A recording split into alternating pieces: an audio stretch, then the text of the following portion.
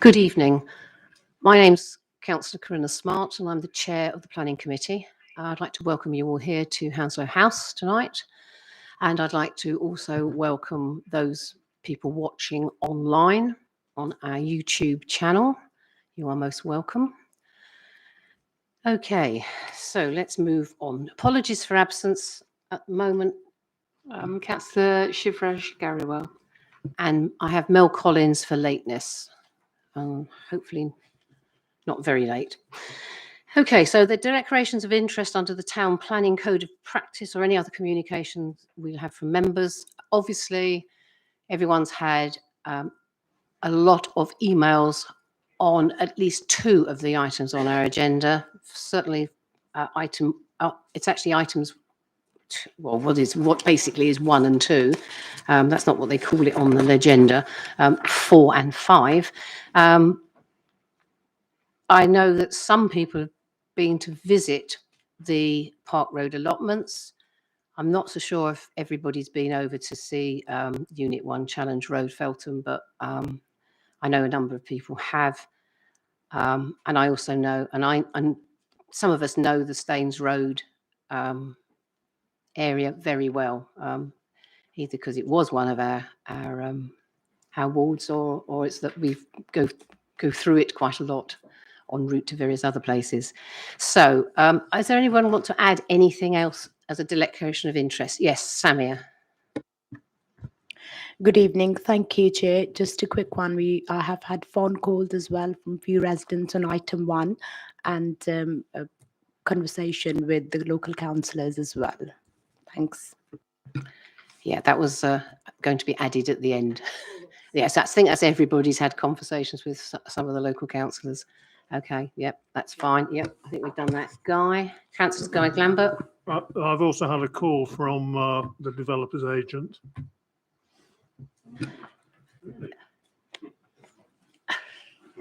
Yes. Okay. Right. Yes. Councillor John Todd. Yeah, thanks. I visited the site today and met people associated with the allotments. Thank you.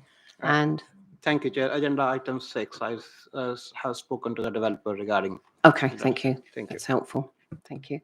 Okay, I think that's probably okay. So let's move on then to minutes of the meeting held on the 2nd of September 2021, pages 7 to 9. First of all, are there any corrections that any councillor wishes to make? Are we all happy with those as a true record? Are there any matters arising that anyone wishes to raise now? Yes, Councillor Tony Lukey.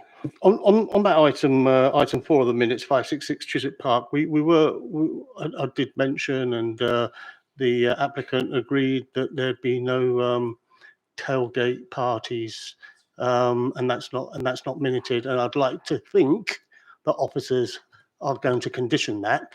Sometimes I don't remember these things, but that should be a condition. So you turn up, you park your car, and you clear off. You don't have a hamper, particularly with the London Irish games. Can I? Yeah. Thank you. Sorry, Sarah. Yeah, it was they've put it in the management plan, so they agreed that. And Chair, does that management plan become a condition? Okay.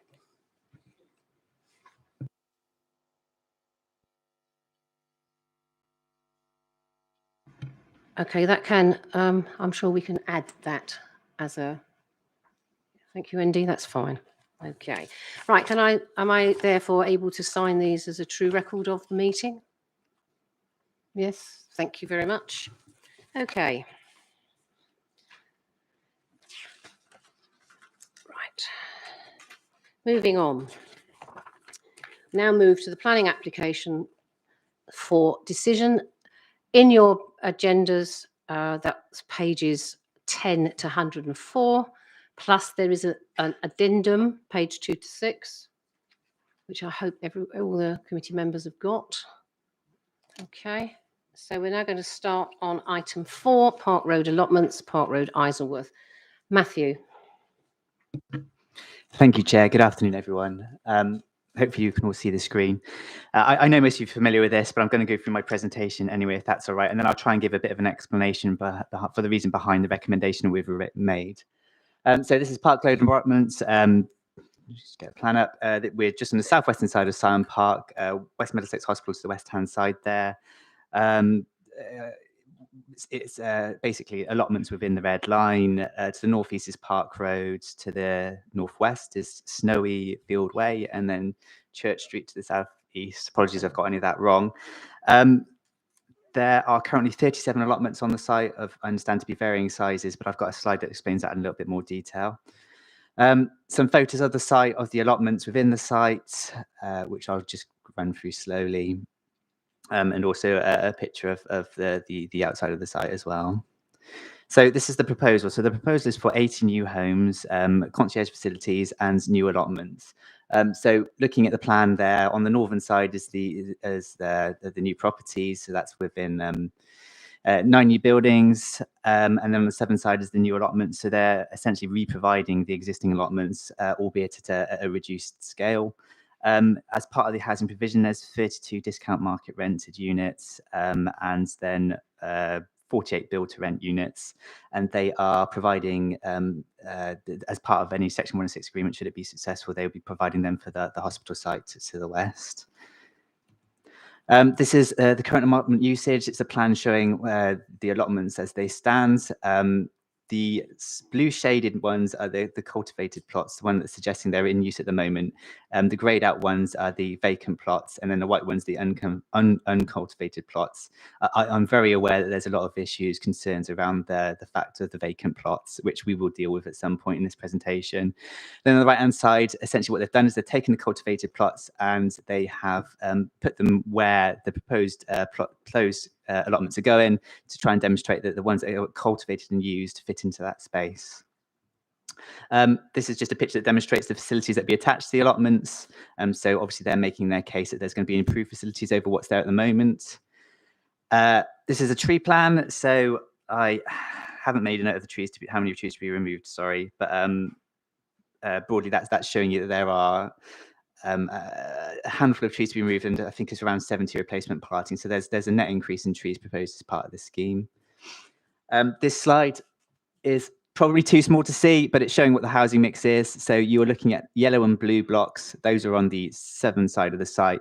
Those are the affordable units. The pink ones, they're the market rent ones that would be assigned to the hospital, and then the green ones are the market rent units. And this is just a broad floor plan to roughly show what it would look like. You can see that there's an access point that runs to the southern side of those buildings, which links Park Road with Snowy Field Way. And then some elevations of the units, just some example elevations. There's a better CGI image later on showing the overall scale of the site. So that just gives you a flavour of broadly what they look like. And then another example elevation. And then we just have some more details of the base studies just to give you an idea of what the architecture looked like. So a landscaping plan. So you can see the area of amenity space that's being provided. And then obviously there's the allotments to the southern side of the site as well.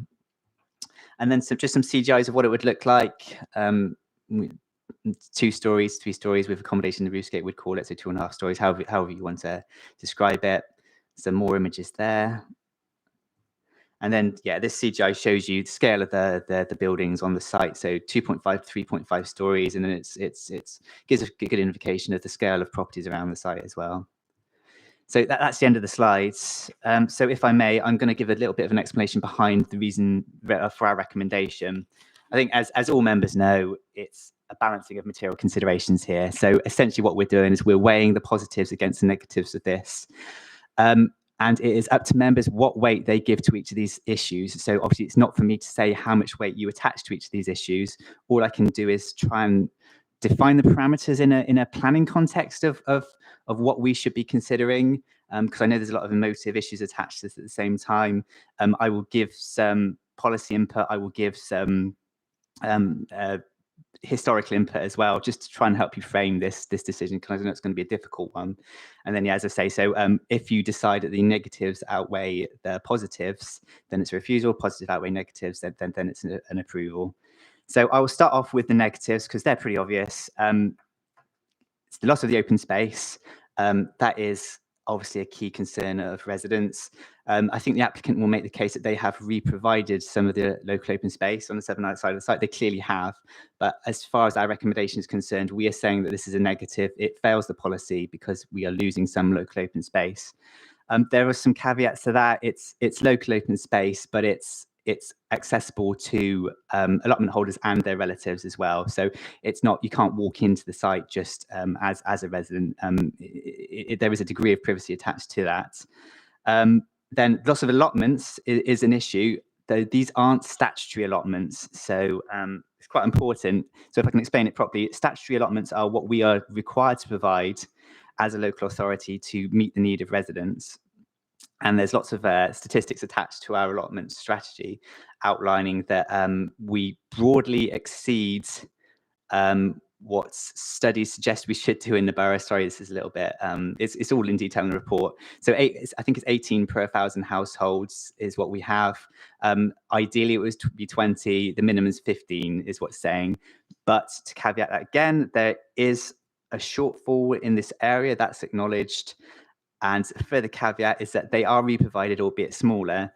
So I'm sure residents will be able to give a better idea of how the allotments function other than me. But these are 60 square metre allotments. And my understanding is that that is sufficient for entrance level, but not for an experienced allotment holder. I believe it is 250 square metres is what you would expect of allotment. So it's clearly a shortfall.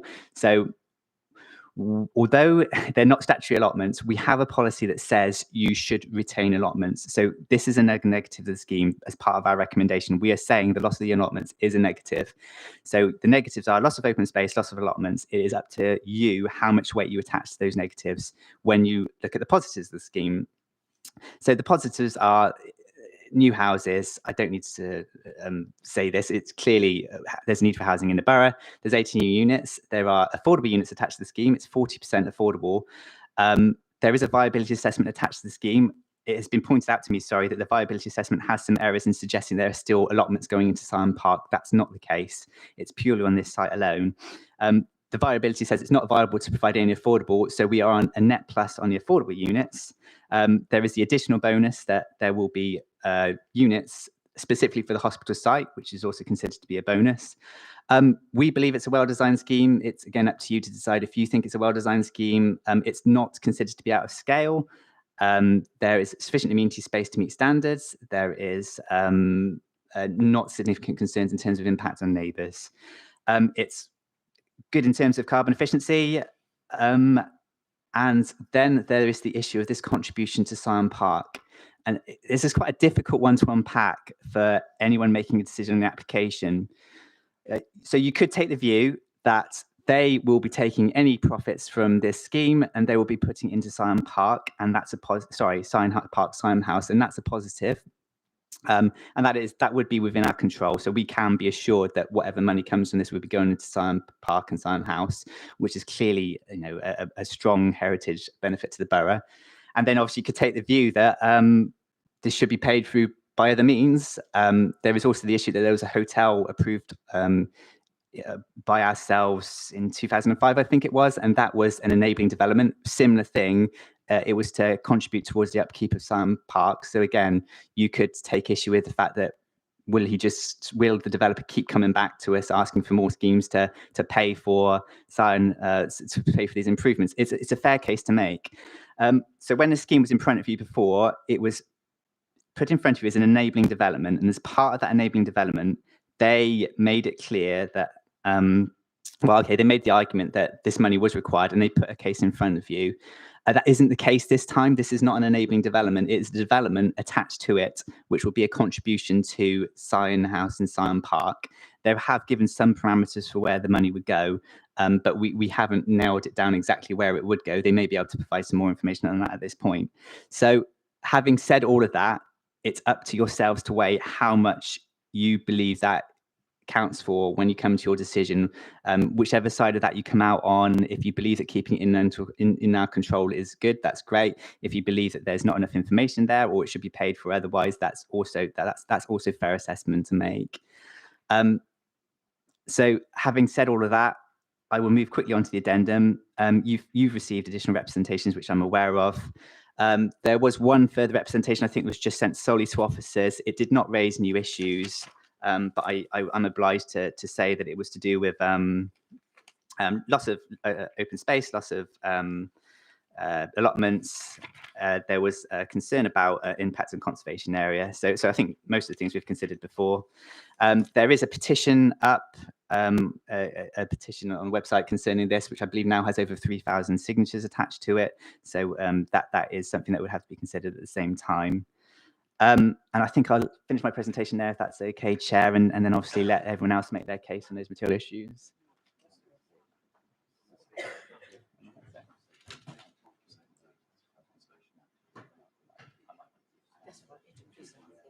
Sorry, Matt, sorry. Can you do a very quick recap at the start for the to take account of the councillor who came in late? Okay, what time did he come in? Yeah, it was only two less than a minute. Yeah, very right at the start. Sorry to explain. One councillor who came in slightly late. We're going to just do a very slight recap of the very start of the presentation from Matt, so that you've heard the whole of the discussion. Sorry, I won't go through it all again. Oh, no, yeah, It's so broadly, this is a site, existing allotments, losing the allotments, building 80 new units on the site, 32 affordable homes attached to it, allotments re-provided to the south of the site, albeit smaller in scale. So we've got a balancing situation, losing allotments versus gaining housing, gaining affordable housing, and gaining contributions to Silent House. I'll flick through the slides maybe while everyone else talks, but I think that's a fairly broad overview, if that's okay, Jimmy. Thank you.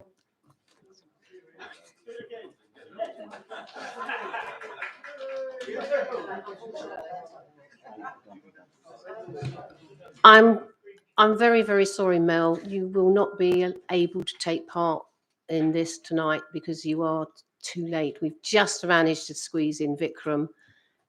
You may decide you can obviously sit through this. There's no problem with that at all, and then you can take part in the rest of the meeting.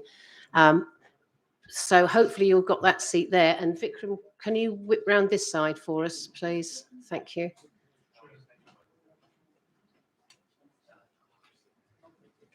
Thank you very much. Yeah. Sorry, Mel.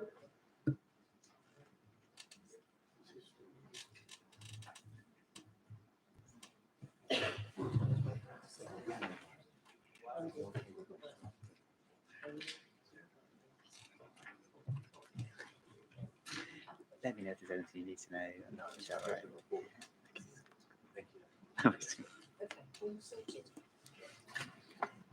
Right. Okay. Sorry for that slight hiatus. Okay. So we're now going to move on to the objectors, and we're going to start with the ward councillor, Councillor Salman Shahi. You have 5 minutes, and that will be timed from when you actually start speaking, Salman. Okay.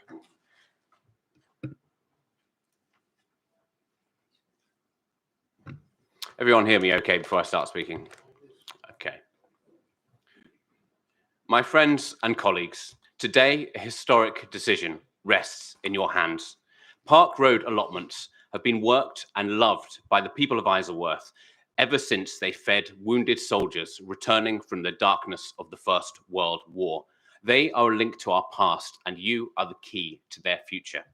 Vote to save these 3 acres of treasured green space beloved by our community for over a century, and your names will be remembered for a century to come. The planning case against the development is overwhelming. Most significantly, it would see the loss of designated local open space that is also an asset of community value. This destructive proposal runs contrary to a whole host of local, regional, and national policies. There is no planning case for this loss of local open space. We are talking about only 80 new flats. Such a small development's contribution to affordable housing in the borough will be minuscule, especially given the many thousands of flats going up in the area from Tesco Homebase to the Brentford project and Eco World. That all these flats lack gardens only shows the necessity for more green space, not more concrete. What would be lost would far outweigh any gains. To understand this, you have to picture Park Road. These are not staid corporate vegetable plots. This is bountiful land cultivated in the bosom of an eco-paradise, home to a multitude of flora and fauna, life in all its beautiful facets. The postage stamp plots the Duke offers in mitigation in the ashes of what once was cannot compare. And if these proposals go through, if the bulldozers come in, everything that now sits there will be left dead under concrete, as the whole area will become a building site for years. We would be losing a lifeline for people's mental and physical health, now more than ever. One allotment holder tells me Park Road was instrumental to her and her family's recovery during COVID. Studies show 7,000 people die every year in Britain's cities because of a lack of green space. By voting to save Park Road allotments, you will be voting to save lives. This development flies in the face of Hounslow Council's allotment strategy. All evidence of our long waiting list suggests we need more allotment space in the borough, not less. The Duke's estate will try to claim the allotments are not being fully utilised, but that is not by accident, it's by the Duke's design. He has refused to relet vacant plots and has forced allotment holders into short-term leases to clear the site in preparation for his plans. Allotment holders say they have been threatened and intimidated by the Duke's estate. When they dared to speak out in the press about the plans, Colin Barnes wrote them a letter, which I will quote to you now. It is unfortunate that a small minority have resorted to the press to raise issues regarding the development. If this ultimately leads to the planning application being refused, then the allotments will not reopen. It is not a tenable position to both oppose the scheme and expect a plot on the new development. The Duke claims he needs to build on this site to fund repairs to Syon House. However, he has shown no evidence to prove this. When the Duke appealed our rejection of his previous application, the planning inspectorate sided with the council, saying, "The onus is on the appellant to demonstrate that there is no way to fund the necessary repairs other than by implementing the proposals. I am not satisfied that it has done so. I am not convinced that alternative sources of funding do not or could not exist." My friends, nothing has changed since then. I tell a lie. One thing's changed. The Duke's got richer. He's moved from 321 to 300 in last year's Sunday Times rich list. Little wonder, in the face of this, we have received 1,000 objections, including the 3 Isleworth ward councillors, Shadow Minister for Planning, Ruth Cadbury, the Isleworth Society, Brentford Voice, Brentford and Isleworth Constituency Labour Party, the Countryside Charity, the Gardens Trust and the National Allotment Society. Over 3,000 people have signed a petition against the plans.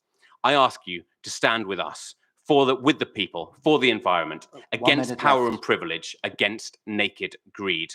I could say a million more words, but what could more perfectly sum up than Joni Mitchell all those years ago when she said, "Don't it always seem to go that you don't know what you've got till it's gone? Don't let the Duke pave our paradise." Thank you.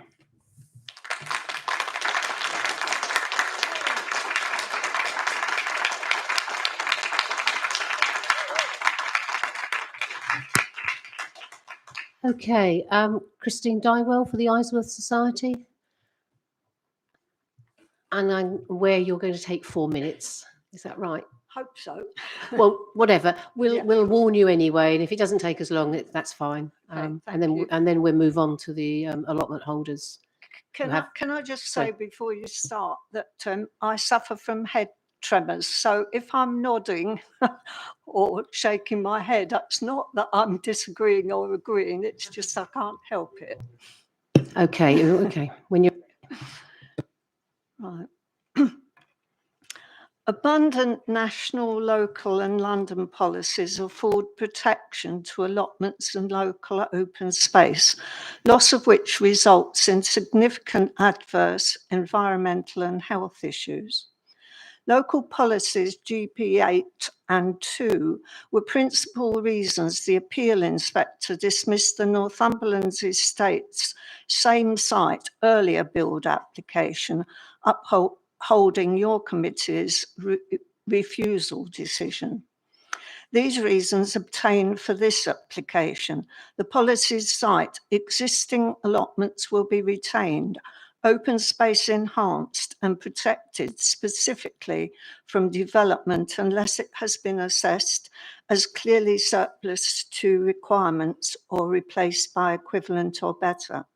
It is absurd for the estate to claim, with borough waiting lists for allotment sky high, that providing one more plot, 38, quarter size, can adequately replace 37 full-sized plots on land reduced by 74% of the whole site.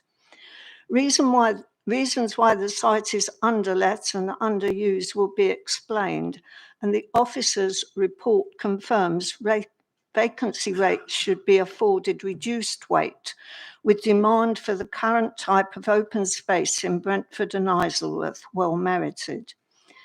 To reinforce this, the local plan policy CI1 requires re-provision of community facilities through new development proposals that allow the same level of use as the previous facility.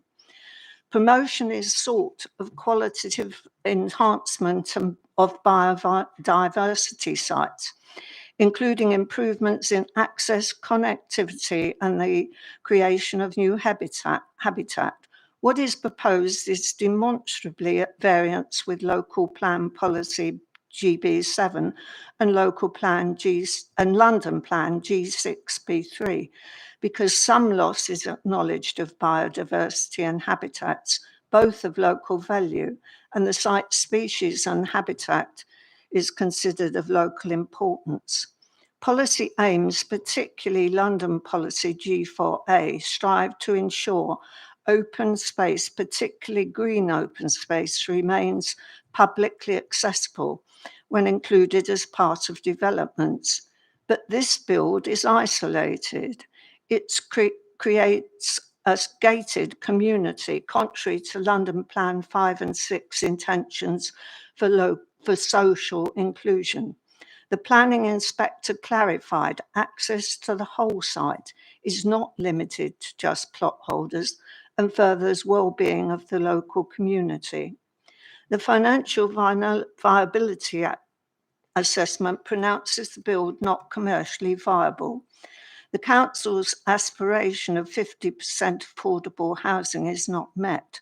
One has to question whether rents will really be affordable, taking into account service charges covering a 24/7 concierge, other staff, ground and maintenance 3.5 minutes, upkeep. Speaker. Likewise, why does West Middlesex Hospital need to lease 30 homes when the development plan site allocation dictates 250 residential and health to be built within their own site? Even assuming rental affordability, will that condition lapse when their lease expires? Due to flood risk, 6 of the 8 wheelchair homes have 4 to minutes, be Speaker. sited on first and second floors.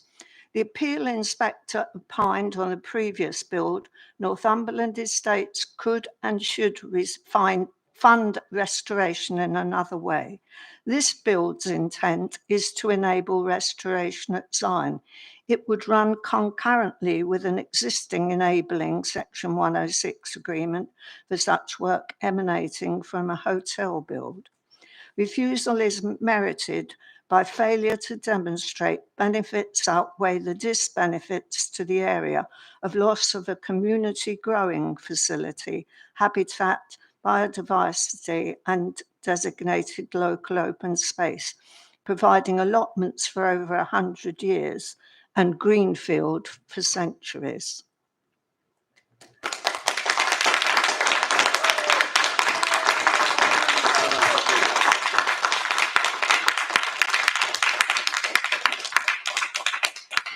Okay, right. So if I've got Stephen and Annie, is that right?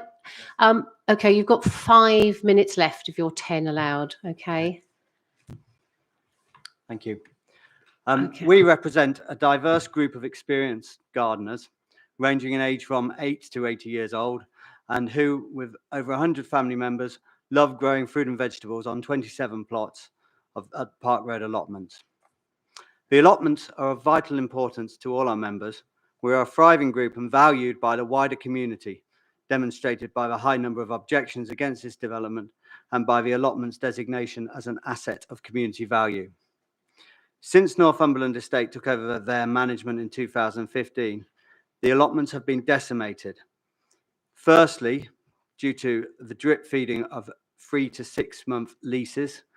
Why plant crops when you don't know if you'll be in occupation and allowed to harvest them?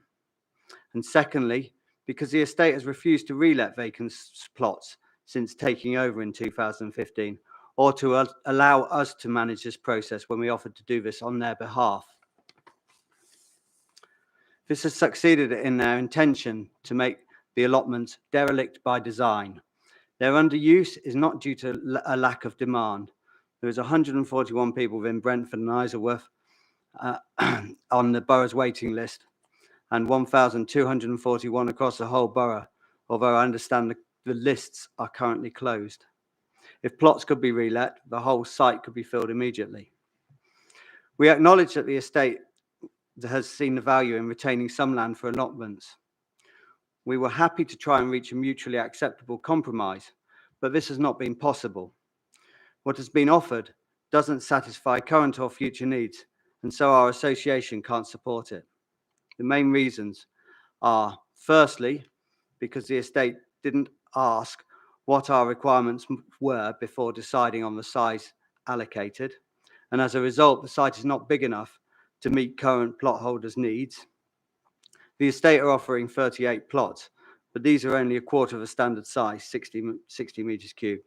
The standard allotments are 250 metres cubed, and so the equivalent space is not just 9.5 standard sized allotments, a net loss of a 74% of green open space on the site. When surveyed, our members' requests totaled 19 full-size plots. There are currently 37 on the site. Secondly, the consultation offered to us was a fait accompli. We could contribute only to the layout of the allotments. Issues we encountered within the consultation was that the size was decided in advance by the estate. Questions that we raised to the estate went unanswered. Some examples were: how would the move to the new area occur? What would happen to existing fruit trees and bushes? And can we carry on cultivations while building works proceed on the other part of the site? Significant points were not included and not mentioned in the consultation. For example, site drainage plans, which includes installing large attenuation tanks under the paths and plots. And things such as communal composting, a toilet block, play area for children were included in the design, when we clearly told the estate that they weren't important to members. Allotment holders have many reservations about the application itself. For example, it shows removal of 22 fully grown trees and 10 groups of trees. According to our association, a total of 120 trees will be lost, including numerous mature fruit trees. There are 4 ponds on site, but none of these were noted on the ecological survey, and there was no mention of invertebrates. The abundant wildlife and diverse ecosystem will be destroyed, not enhanced, as claimed in the application. 1 minute left, speakers. Thank you. There is also extreme concern from some members, especially those who garden organically, of the use of systemic herbicides across the whole site within the application, and the site clearance during the bird nesting season. We have been bullied into supporting the estate's application with the threat of closure of the allotments if the application is rejected. Allotment holders can accept a need for compromise, but not this way. Not when our allotments have been willfully made derelict by design. Not when there is no meaningful consultation, and not when threatened into supporting this application. Does a destructive proposal like this on a greenfield site fit in with Hounslow Borough's climate declaration and climate emergency action plan? It feels more like environmental vandalism when now, more than ever, we know we have a shared responsibility to protect it. And on that basis, I urge you to reject the application. I thank you for your time. Thank you. If you two stay there, we'll shift along. What I'd like to do now is to actually invite both Christine and Salman up to the table. If you can manage because what I'd now want is for the councillors to ask whoever questions. It just seems to be an easier way of doing it. So you can direct your questions directly to one person or in fact to all of the objectors, however you wish to do that. Okay. All right there. Okay. So, okay. So I'm going to look, right. Councillor Guy Lambert is going to start. And I'd just like to see if there's other people who wish to. I think I've really only got one question, and that is about the Duke's threat to take this or get nothing, and what particularly the allotment holders, what their sort of view is of that. And you know, are we running a risk of making life worse for you but if we reject this? We had a long discussion about whether we oppose the application or not, and on our balance, from our perspective, because we hadn't been asked about the site, and because the site allocated was so small compared to the needs, and because we didn't get any answers to the questions about continuous cultivation. In fact, more to the point, we got concerns based on parts of the site being allocated to the allotments being dug up for the tanks. Some discussion about whether the whole site would be shut, and the site allocated for allotments would be used for parking of building equipment and materials. And we never got assurances that we'd be allowed to cultivate it all the way through. And so we were left in a situation where we're damned if we do and damned if we don't. So on that basis, we all voted unanimously to oppose it, and we could also, coupled with that, when we've had dealings with the Duke and with the estate, it doesn't seem very trustworthy in terms of what we get in compared to what we say. Thank you, Corinna. Guy, to answer your question, well, two things could happen as a result of the vote tonight. If you vote to approve the Duke's plans, then the site is gone. It will be built on, it will be brownfield, it will no longer be a green site. If you vote to refuse the Duke's plans, then the site will still live. The allotment holders are still there. They're still in with a chance of having their allotments. The Duke could, as a result of losing the application, decide that he's not going to get planning permission. We've already rejected it once, and he's lost an appeal once. He could not get planning permission, and he might go, well, okay, all I can do with it is give it over to allotment space, and damn, they're more trouble than they're worth. Why don't we just rent it out for allotments again? Or, you know, he could sell it to the community and allow the community to keep it as a treasured asset for Isleworth for a century to come. And I mean, I was astounded by the Duke's threatening letter to the allotment holders when I saw it. And as soon as I received it, I gave it to every journalist in the country, and every journalist in the country was astounded by it. And they wrote headlines about how the Duke had bullied allotment holders. Bully boy Duke, they said, all over the press. Okay. Could I just add? Sorry, Christine. One small point. During the appeal, the inspector said that he didn't deny the estate's undisputed right to close the allotments, but that would not remove local open space designation. He couldn't understand why the estate would choose to do that. He feeling it would be in no one's interests. He saw no reason to expect allotment demand to decrease. Sorry, just to add that 3 weeks ago, every plot holder received a notice from the estate giving us 6 days to quit. That was before we knew the date it was coming before planning committee. Obviously, everybody was extremely concerned and wrote to the Duke estate, and that was overturned because it is illegal in terms of our lease. We should be given 3 months notice. So his behaviour in intimidating us continues, and we have no reason to believe that it wouldn't, even if we were given a rather small piece of land, which ultimately, once they have systemically treated it with herbicide, dug it up for attenuation tanks, probably taken 2 years to develop, and then hand it back to us, won't be worth the ground that's left. Okay. Right. Councillor Vikram Grewal.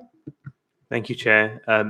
Firstly, thank you to you all for your comments and your contributions tonight. I'm very sorry about the bullying and intimidation that you've been subject to. Also, I fully appreciate and sympathise with your view. But I just have one question. I mean, we know the pros and cons of what's on the table in terms of application.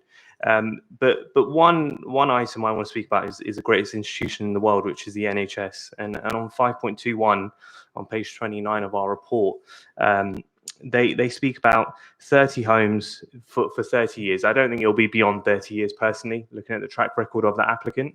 But essentially it's 30 homes for 30 years. The second paragraph says fit for purpose housing is in short supply. And, you know, it talks about transportation costs and commuting and so forth, and the real lack of that. What's your views on that point? Well, obviously one does want the nurses to have decent homes. One does question when they work 12-hour shifts, as I'm sure will be confirmed by others, whether they really want to be on tap for longer. But also, why do they want some on this site when the development plan, Hounslow's development plan, has ring-fenced an area within the hospital for 250 residential and health properties to be built? It doesn't seem logical that they would also want 30 just down the road. And even assuming that they are going to really be affordable without service charges, what happens when that lease expires? I noticed that in the conclusion of the report, it just actually said that the lease would be a long lease. It didn't stipulate an amount of years.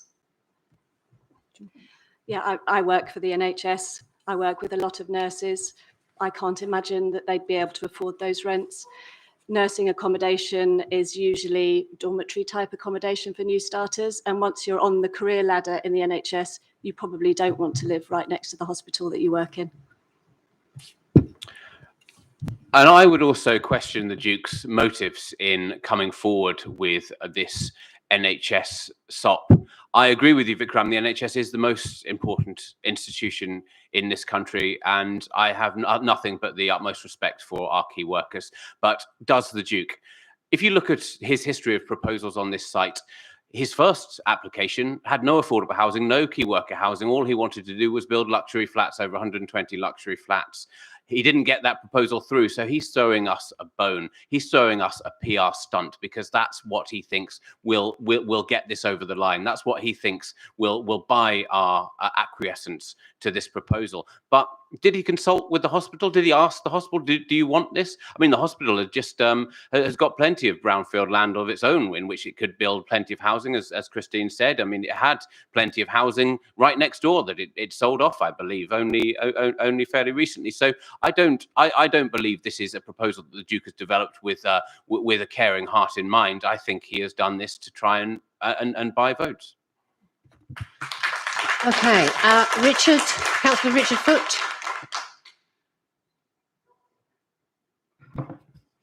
Thank you, Chair. Yeah, I've got one question which was a bit confusing to me, but what I'd like to know is how much damage has been done to the allotments so far, and how much of that is recoverable, or in fact not recoverable, whichever balance you want on it. I mean, so since taking over, he hasn't let us relet any vacant plots. For anyone who's a gardener, you'll know it's a constant battle with weeds, and within 1 year they will return. That doesn't mean that there aren't a lot of people that, given half the chance, wouldn't come around and turn the site back around. When I took on my allotment, it hadn't had anybody on it for a year, and with a bit of hard work, it's perfectly possible. I don't think it's irreparable damage. And I would add to the damage that's been done is a social damage as well, because earlier in the presentation from officers, you were told that this is not a site that's open to the public. The only reason for that is the Duke. It's not the allotment holders. The allotment holders used to hold picnics and community events for everyone. The site is only gated because the Duke has locked that gate. So that's the social damage, and it's not their fault, it's the Duke's fault. Okay. Councillor Samia Chowdhury. Thank you, Chair. Just a quick question. I think you have already mentioned about the notice served to allotment holders, which was it 3 weeks you said, or was it? 3 weeks ago, we were given 6 days notice to quit. And what happened after that? We had a very quick meeting.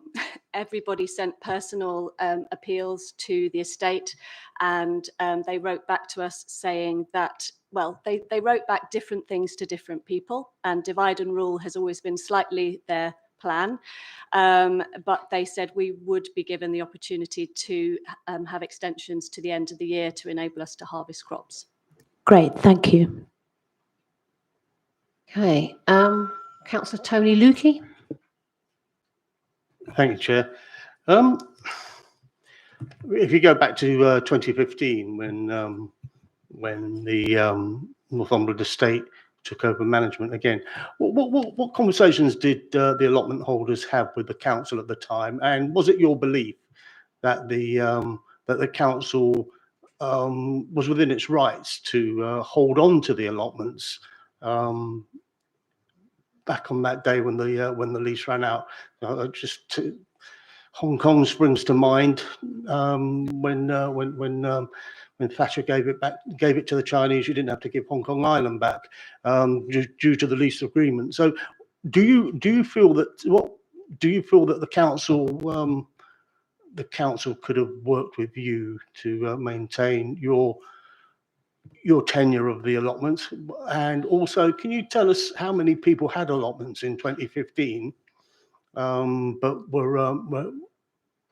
they were allowed to become overgrown as a result of their abandonment? I wasn't in this position then, but I can remember it just happening without much discussion with allotment holders. It just happened from my memory.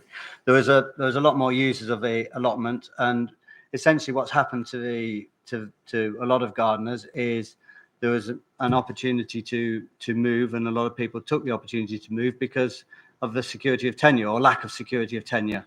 So if you're on a 3 to 6 month lease, which isn't rolling, and it ends in September, well, there's no point planting brassicas, for example, for harvest the following spring. And so that's led to them being not cultivated as much as they would otherwise be.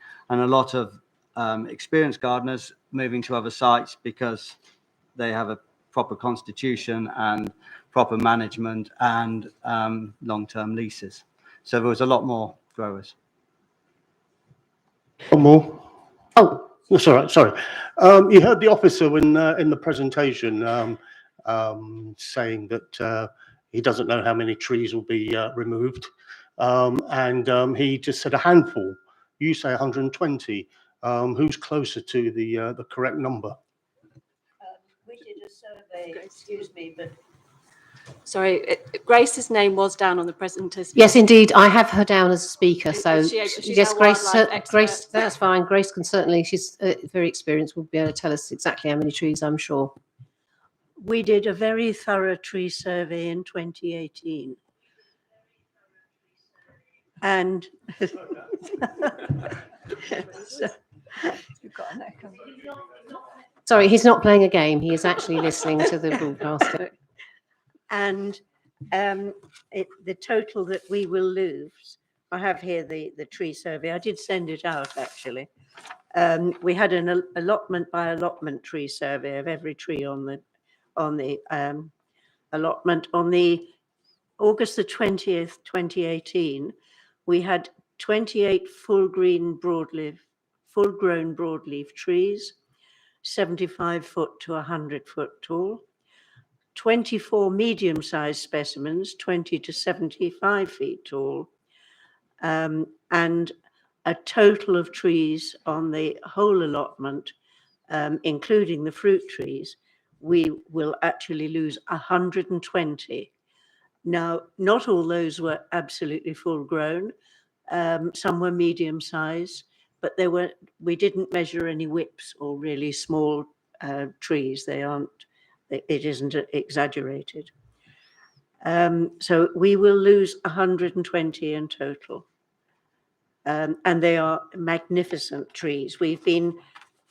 The report said that they were not grade A trees. That may have something to do with the fact that there has been no arboreal work, as I remember, in the 30 years since I've had an allotment there. So more than a handful. Yes. Thank you. Councillor Lukey, please. Thank you. Councillor John Todd. Yeah, thank you. Some of you have met. Councillor Sheehan, you stood election on a manifesto promising 5,000 affordable houses. At the moment, you've only produced 4,000. And at the audit committee the other week, the audit is concerned that you're not going to meet your stated target. How do you justify not pursuing this affordable housing? And more importantly to me, you've collectively mentioned the hospital, but you've shown no evidence that nurses can't afford it. The viability report does mention the rent, and the report from Northumberland Estates talks about doctors and nurses. So I'm trying to put that perspective in balance. Thank you for your questions, John. The first point you pick up on the political question of whether we, as the London Borough of Hounslow, under this Labour administration, will meet our affordable housing targets. I think we are a long way towards meeting those, and I think we've got a very good chance of meeting those. You just look at the number of developments we've approved. They include Tesco Homebase, which was approved very recently. They include Ballymore. They include EcoWorld. Tons and tons of housing developments are going up on brownfield sites, many of which have affordable housing as part of those. So there's lots of housing being built, and on many of those developments, there will be affordable housing as part of that. And I would say, I was on this planning committee for 2 years. I voted through many developments which included affordable housing, all of which were on brownfield sites. I support affordable housing on brownfield sites. I don't support affordable housing going on to a greenfield site like this, on a green site like this, on this local open space. Now, I think if we were to approve this, we would set a precedent. We would open up the floodgates for more developments on green space. And that's something I don't want to see. I want us to meet our housing targets, but I want us to do it the right way. I want us to give people places to live. But what's the point of giving people places to live if we don't give them quality of life? And that means having green spaces around them. And I will defer to Annie, working for the NHS, as that was a point that she brought up regarding the hospital. So I'll defer to her on that question if you would like to take up the affordability there. Not sure I ever asked anybody what they earn, so I'm not sure I'm best placed to answer that. Okay, well then I'll just sort of pick up on a bit of your point then, John. One of the concerns that we have around. Can you answer my question about the NHS? Have you been in touch with West Mid Hospital? I've not personally. No, I've seen their representation on paper. But just to answer your question on whether it's affordable to NHS workers, I'm sure some of it will be. I don't believe that some of it won't be. But one of our concerns we have is around the service charges, which aren't in this report, which will inevitably come. It's got a 24/7 concierge built in. It's got elevators in there. It's got grounds that need maintenance. It's got buildings that need maintenance. And a lot of developments have creeping service charges through the back door, which don't make these developments genuinely affordable. So that's one of my concerns. But and I hope that comes some way to answering your question. Councillor John Todd, you've got a supplementary? I've got a few supplements. Okay, you go ahead, please.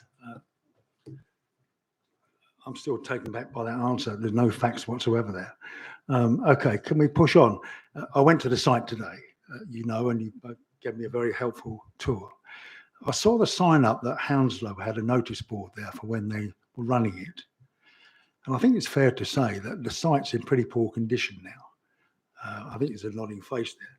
It's grossly overgrown. And I'll just deal with one particular item. I don't want to be too negative because I support your cause. A large number of trees. There are a lot of trees grossly oversized and maybe dangerous, I don't know.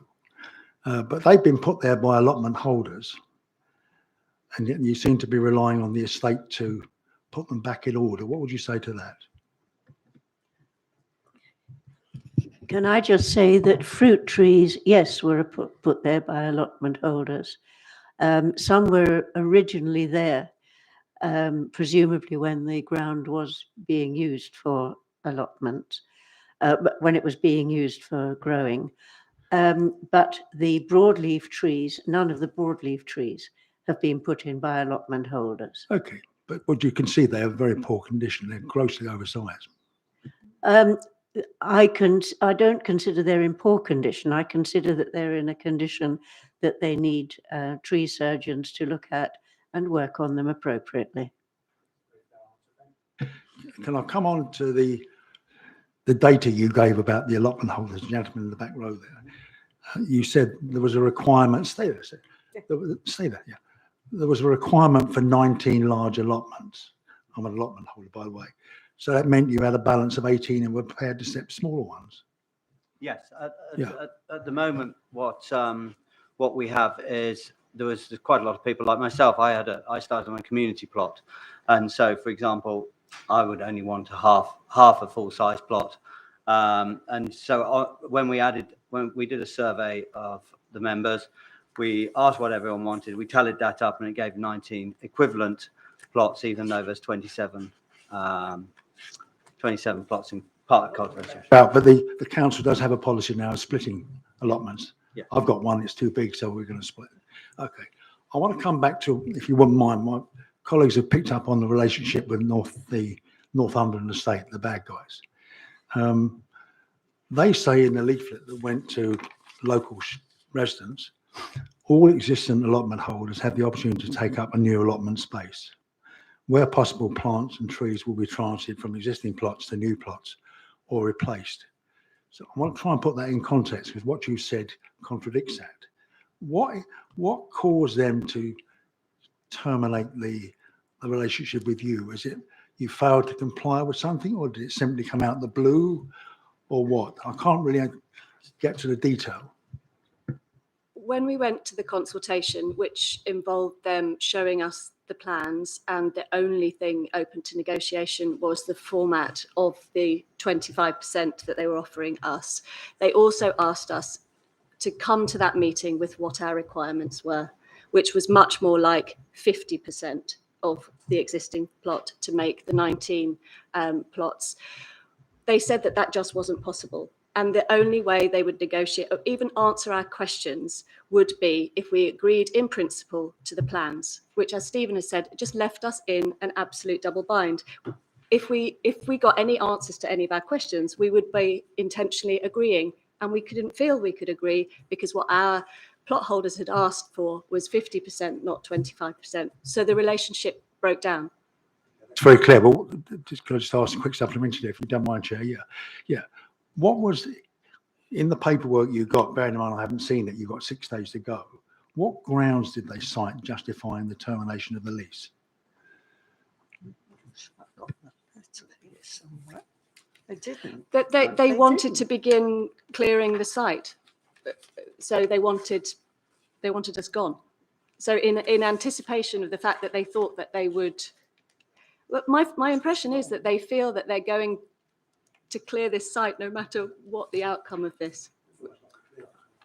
We have the letter here, a copy of the letter. They stated the current allotment licenses come to an end on the 30th of September, which we looked back on our documentation and that was incorrect. It then said, following that, the estate will make preparations for the changes proposed in our future plans, including the provision of new allotments or other use should permission not be granted for our proposed changes. We intend to undertake this work as far as possible over the autumn-winter period so as to effectively manage the change, initially clearing some areas that have become overgrown with brambles and weeds. We therefore request that any personal possessions are removed from the site by this time, as access will be restricted thereafter. The allocation of new allotment spaces will follow, and should there remain any untaken plots, it will be offered to residents from surrounding areas with priority to people without gardens. And that was dated Wednesday, the 22nd of September, to vacate by the 30th. Thank you. That's very helpful. Councillor Rajvinder Sidhu. Thank you, Chair. You know, there was a plan of 155-bedroom hotel which was approved. And sorry, Councillor Shane, like you're saying that if we don't approve today's application, Duke will either sell this to the community or he will just give it back to the allotment. Why he will do that? I'm not saying he will do that. I'm saying that's an ask to have after you refuse planning permission. If you approve planning permission, all the options are gone. It will be a building site. Everything there will be dead. If you refuse planning permission, then there is a chance that we can save these allotments. There won't be buildings there, won't be a building site. The land, the wildlife, it will still exist. So there will be a chance that we could try and convince the Duke to lease it back out as allotments or sell it to the community. And remember, it's an asset of community value, which means if the Duke tries to sell it, the community gets first dibs on buying it. Yes, I agree with you. So, but when he already had an opportunity to build a 155-bedroom hotel, and today in this planning application, we have an opportunity for affordable housing and legalizing 106 money when we can have our terms today in this committee. Well, I think you have to remember that last time we refused the Duke's application, he took it to appeal and we won that appeal. Overwhelmingly, the planning inspectorate found on Hounslow Council's side. So I don't think there should be any concern that we're not going to get our way by backing down to the Duke. And I think this would, you know, I don't feel like we should feel shoehorned into backing him because thinking you might not get your Section 106 terms. And we've as we've said earlier, we do question a number of factors about it. Is it going to be genuinely affordable with what will probably be quite high service charges based on the application and imagining what those service charges could be with a 24/7 concierge charge in a gated community with a site with elevators, with land on site. Sorry, do you mind if I interrupt you? The figures of what they're going to charge rent is in the viability report. You shouldn't speculate, in my view. Sorry, Chair. Rent, but not service charge. There's no mention of service charge, and that's what I'm speculating. But I do take your point, John, and I won't speculate again on it. I think that's a fair point. Okay, I won't speculate again on it, but okay. The second point to raise is that it's a greenfield site. I've said it before. There are tons of brownfield sites that we are building on and can build on. There are also plenty of small sites that are being considered for building on, and I support affordable housing. Most of all, I support social housing, which this is not, but I support social housing, and I think we need more of that, but not on greenfield sites. And let's not open that genie's bottle and set that precedent. Okay. Right. Right. Sorry. Yes, I know. Oh, yes. Supplement. Yeah. Yes. Okay. Sorry. Not supplement. One more question. One more question. Yes. Thank you. Yes. You know, what was the procedure before to get an allotment before this whole problem starts? With Hounslow Council, there have been no new allotments granted while the Duke has had ownership, not one. Thank you. Okay, Councillor Richard Foote, you had a supplementary. You have the opportunity to do that now, okay, and then I'll come to you, Councillor. Okay, yeah, I'm just really trying to get it fixed in my mind, whether this is an either-or situation or is there somewhere in between. Do we have a position, for instance, if all of the allotments were to be retained, would there be any room for building any properties, any houses within that site? When we started this process, we hoped a mutually beneficial compromise could be reached, and that may well be possible in the future. But this isn't a plan that is a mutually. We entered into this in good faith that we could negotiate a mutually acceptable, and we were advised to do that, and we went into it in good faith, but we haven't been able to do that. Okay, Councillor Aj-McGraw. Sorry, thank you, Chair. Mine's very similar to what Councillor Foote just asked. What if the Duke does not re-let or lease any of the allotments, the plots, and we refuse it here, and it just sits there derelict? What happens then?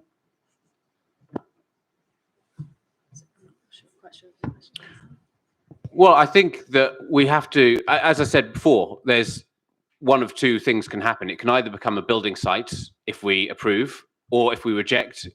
Yes, it may be for a time derelict, but I don't think it's in anyone's interest for it to remain closed long term. If the Duke realises that he can't get planning permission on this site, I think it would be in his interest ultimately to do something with that site, whether that's negotiate with allotment holders over a better settlement. That will only come if we reject. If we approve, then 74% of that site, as is in these documents, goes. If we reject, then maybe he'll enter into new negotiations with them where they can get more allotments out of it. And also we do have to remember that we're talking the context of this is a tremendous need for allotments in this borough. We've got the statistics on waiting lists. I think at the time of my planning objection, I think it was about 800 was listed in our allotment strategy. Some people have suggested it's higher than that now, but I won't speculate on how much higher it's gone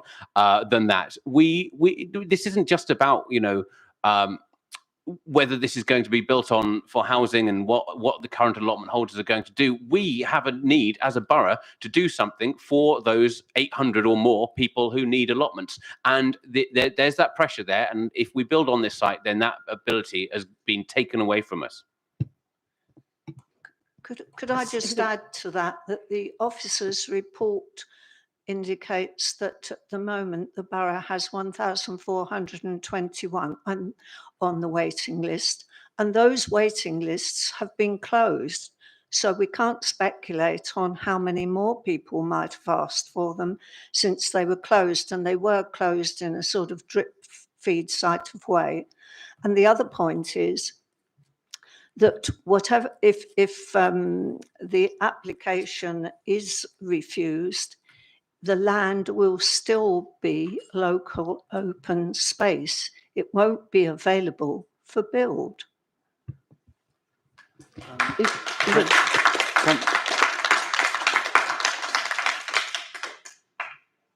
Can I add to that answer as well?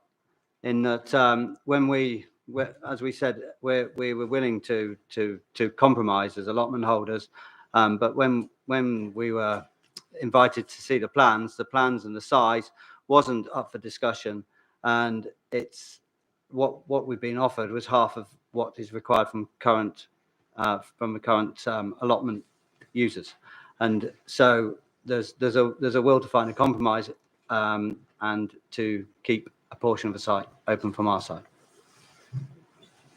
Okay, well, thank you all very much. And I'd like you could go back into your own seats, it'd be helpful. And we're now going to have the applicant, Victoria. I know she's at the back of the room somewhere. And is Andrew here? Right, you want to come? Do you? I mean, if you want both of you, because there's two mics here, then you could sit on one each. Thank you.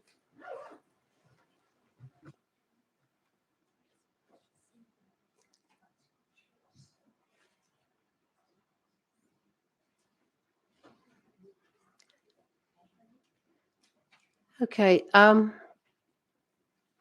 Right, you've got 10 minutes between you. You can divide that up as you like. I have no problem. We will just do a running total. We will start timing, Victoria, when you start speaking. Okay, thank you. Thank you, Chair, and thank you, councillors. I am Victoria Barrett-Madu from Lichfields, the planning agent.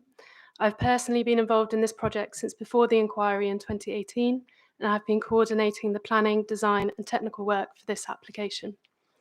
I'd like to start by talking about the land in question. It is opposite and not within Syon Park.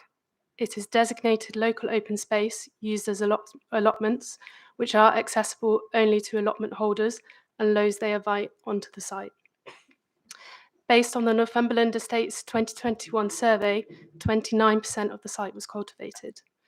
The licences have now expired and the allotments are closed, save for access for harvesting. You'll be aware of the history of this site, with a previous application refused by this committee and dismissed by the planning inspector. A different proposal is before you today, and I'll cover the ways in which this application deals with the issues raised by the inspector. The application seeks to build 80 new build-to-rent homes and provide 38 new allotment plots. 40% of the homes will be affordable. This is 32 homes. The affordable homes cover a range of 1, 2, and 3-bed properties and will be built to the highest standards. Of the remaining 48 homes, 18 will be for private rent and 30 will be taken by the Chelsea and Westminster Hospital Trust on a long lease. They will be allocated to key health workers at West Middlesex Hospital, which is just a couple of 100 metres from the site. The Trust will set reasonable rent levels for these homes. I think this proposal can send a strong message that the Council is finding ways to ensure that our doctors and nurses can live in excellent accommodation right next to where they work. The income generated from the development will be put towards important restoration works to the facade of Syon House and other heritage and public improvements to the Syon Park estate. Many of you will be aware of the Section 106 agreement from the hotel development. This has funded several stages of heritage works to date, and the revenue continues to go towards other works. Climate change is at the forefront of people's minds. This scheme will achieve an on-site reduction in emissions of 78% below the baseline, with the remainder offset by financial contribution. Biodiversity enhancement measures are also proposed, and a 10% biodiversity net gain would be secured by condition. The southern part of the site will continue to be used for allotments. 38 allotment plots are proposed, each measuring 60 square metres. We will ensure that the soil is suitably prepared for plants, including removing existing contamination, and our gardening team will be on hand for advice. Each allotment will have a shed and access to mains water. A communal building will be provided. Existing fruit trees will be transplanted to the allotment holder's new plot where possible. We're pleased to report that some existing users have taken up our offer of new space. Any unclaimed allotments will be rented to local people for £50 a year. Much design and technical work has gone into this proposal, and there are no outstanding objections from statutory consultees. There is a loss of some local open space, but we think this is outweighed by planning benefits of the proposal, and we agree with the officer's conclusions in this regard. These public benefits include securing the long-term future of the allotments with improved facilities, affordable homes, homes for key workers, funding for works to Syon Park and House, public access through the site, and biodiversity enhancements. Our view, and the view of your officers, is that the loss in this case is acceptable. We hope that with this new application, we have got the balance right between securing the future long-term use of part of the site for allotments and releasing some land for new development that will provide much-needed new homes and will secure another income stream to further improve Syon Park for visitors. Thank you for listening, and I'll pass you over to Andrew. Thank you. Okay. Andrew? Thank you, Chair. Thank you, Committee. My name is Andrew Kovalevsky, and I've been a Park Road allotment holder for 11 years. Despite being under the flight path to Heathrow, the allotment has been an oasis for well-being, providing exercise and relaxation. The benefits have proved to be irreplaceable during the COVID lockdowns, not only for myself, but also for others. I'm in support of the proposal for reconfigured allotments on approximately 1/3 of the site, as this avoids the complete closure of the allotments. During the past 11 years, the allotment has always had vacant and overgrown plots and has not been fully occupied, as an air of neglect has prevailed and increased during recent years. It is clear that the site is difficult to manage. It has long, insecure, porous boundaries, and trespassing is frequent. This has contributed to thefts and damage to allotment sheds, with produce disappearing from plots. Insecurity, compounded by the few cultivated plots being surrounded by brambles and tall grass, contribute to allotment holders feeling unsafe when working on their plots alone. Fly tipping on the site boundaries is common, and rubbish is frequently thrown into the site. This further adds to an appearance of dereliction and neglect of the existing allotment site when viewed from the outside. All of this being not entirely in keeping with the conservation area in which this site is located. The added uncertainty of the future of the Park Road allotment has not contributed to motivating plot holders to fully cultivate their plots. With a site of 37 plots, only a fraction has been cultivated for many years.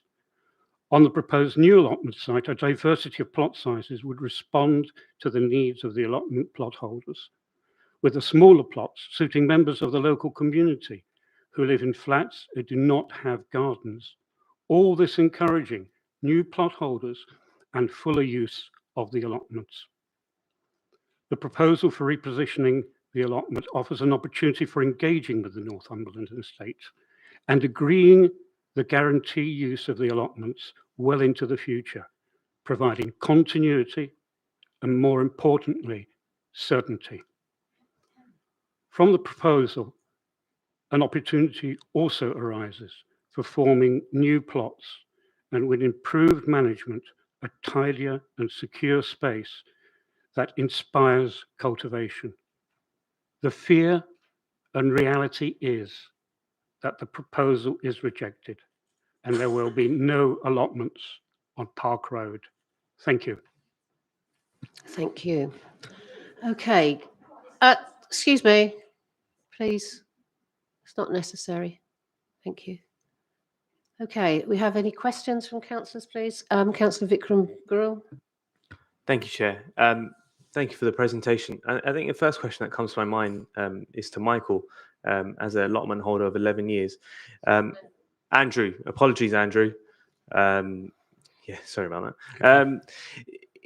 Just a question, and apologies if I misunderstood. If the site is in such a state and regular dumping, if it's such an awful site, why have you been there for 11 years?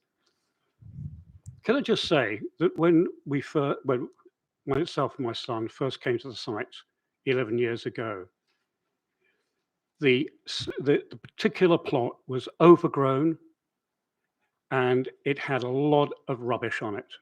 We cleared it, and it took the best part of an autumn and a spring to clear it, carting away carloads of rubbish. Now, both of us were very enthusiastic, and we wanted to have that site. And that's the kind of spirit that, in fact, has gone. There is another allotment holder several plots away from me who 20 years ago went through the same process. We are enthusiastic in having, an allotment plot and cultivating it. So the enthusiasm still remains, despite the fact there are these continuing obstructions that are placed in our path, where the leases are renewed on a regular basis. There is this continuing degree of uncertainty of whether, in fact, the allotment will be there or not. So it is more enthusiasm for being an allotment holder and doing the work, obtaining the relaxation and well-being at the end of the day, that in fact is a motivating factor. Chair, if I could just come in with a comment instead of a supplementary question.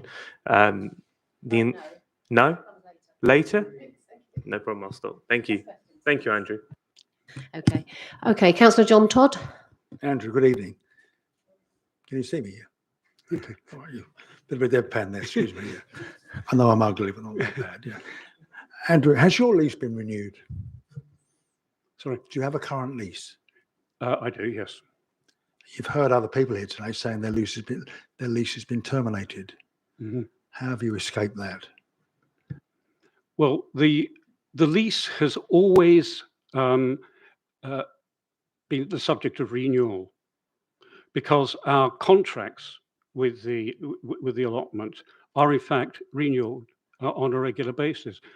When the allotment was let by the council, we re-signed our contracts and leases on a regular basis. So they were renewed regularly with the payment of the fee.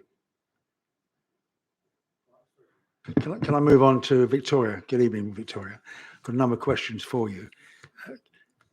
Can you briefly bring us up to date how 1 minute we're reading in here that people will get allotments issued, that there's going to be a lease for the allotments for 50 years, and we hear from people present who I saw on site today, who've been asked to terminate their lease. What can you set out your strategy and why you've taken this particular course of action, please?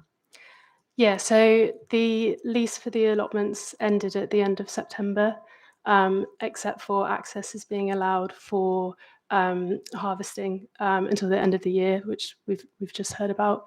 The ongoing strategy is that if planning permission is refused, the allotments will remain closed. If planning permission is granted, works will start over the winter to sort of re-provide the allotments in the south, and then construction will start in the north once the new allotments are provided in the south. So can I assume there's a sort of latent threat there that people either support it or they will walk the streets?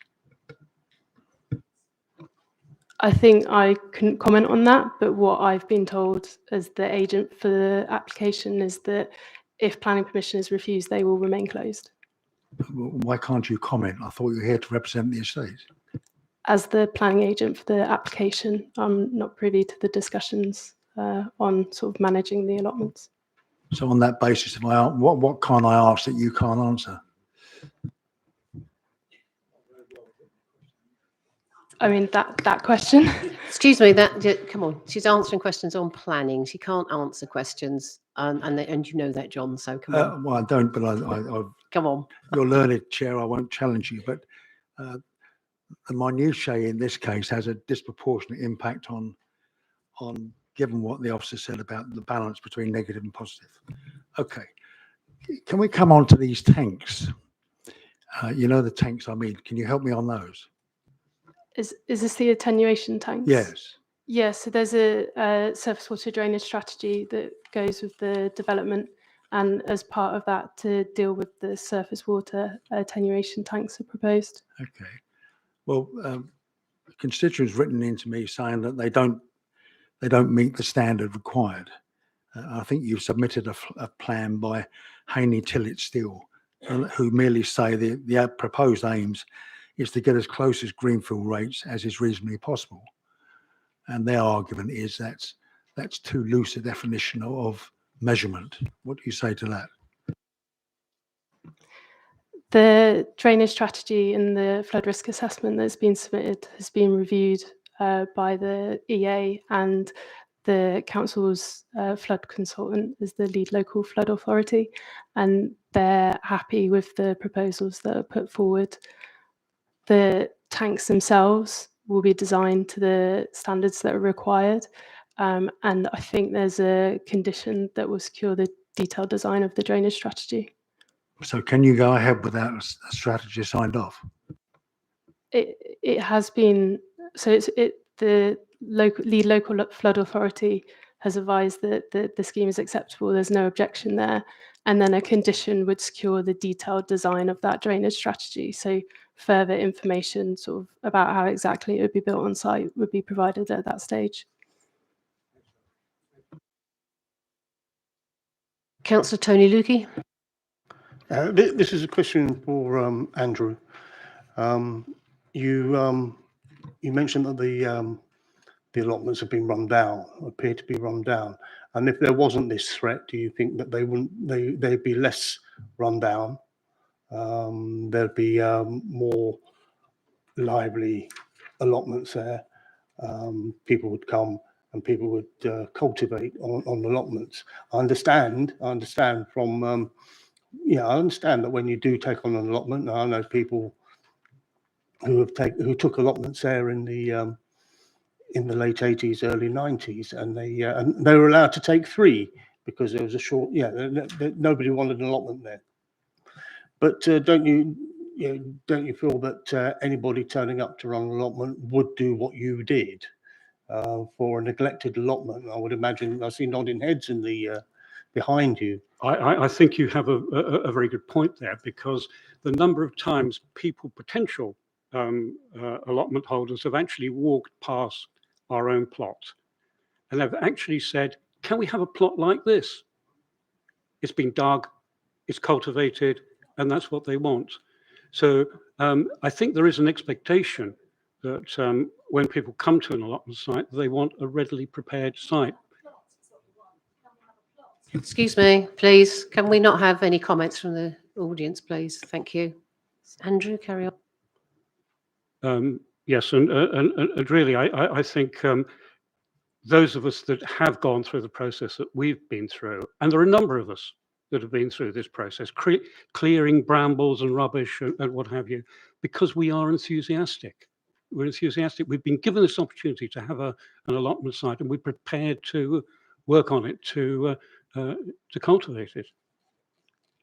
Sorry, I understand that, and Chair would know when she was lead member of on leisure services, and you know we as a council used to, and I think we might still do. We offer a rotation of plots for new plot holders. And I'm just saying that I mean I know you appear special and enthusiastic on this, and you're telling us about this, but I'm just wondering. I'm just think that isn't it right that everybody else who is enthusiastic, all the other current plot holders, have probably done what you did on taking up a plot? Well, I think it does vary, because immediately adjacent to our plot, and this was during the time that the council was actually managing the site, one of the plots, this particular plot, was allocated for community gardeners. And rest assured, it was overgrown. I mean, it had, you know, trees growing, it had brambles, it had rubbish and everything. And what happened was, yet again, there was enthusiasm. The people rolled up their sleeves and they cleared the site themselves.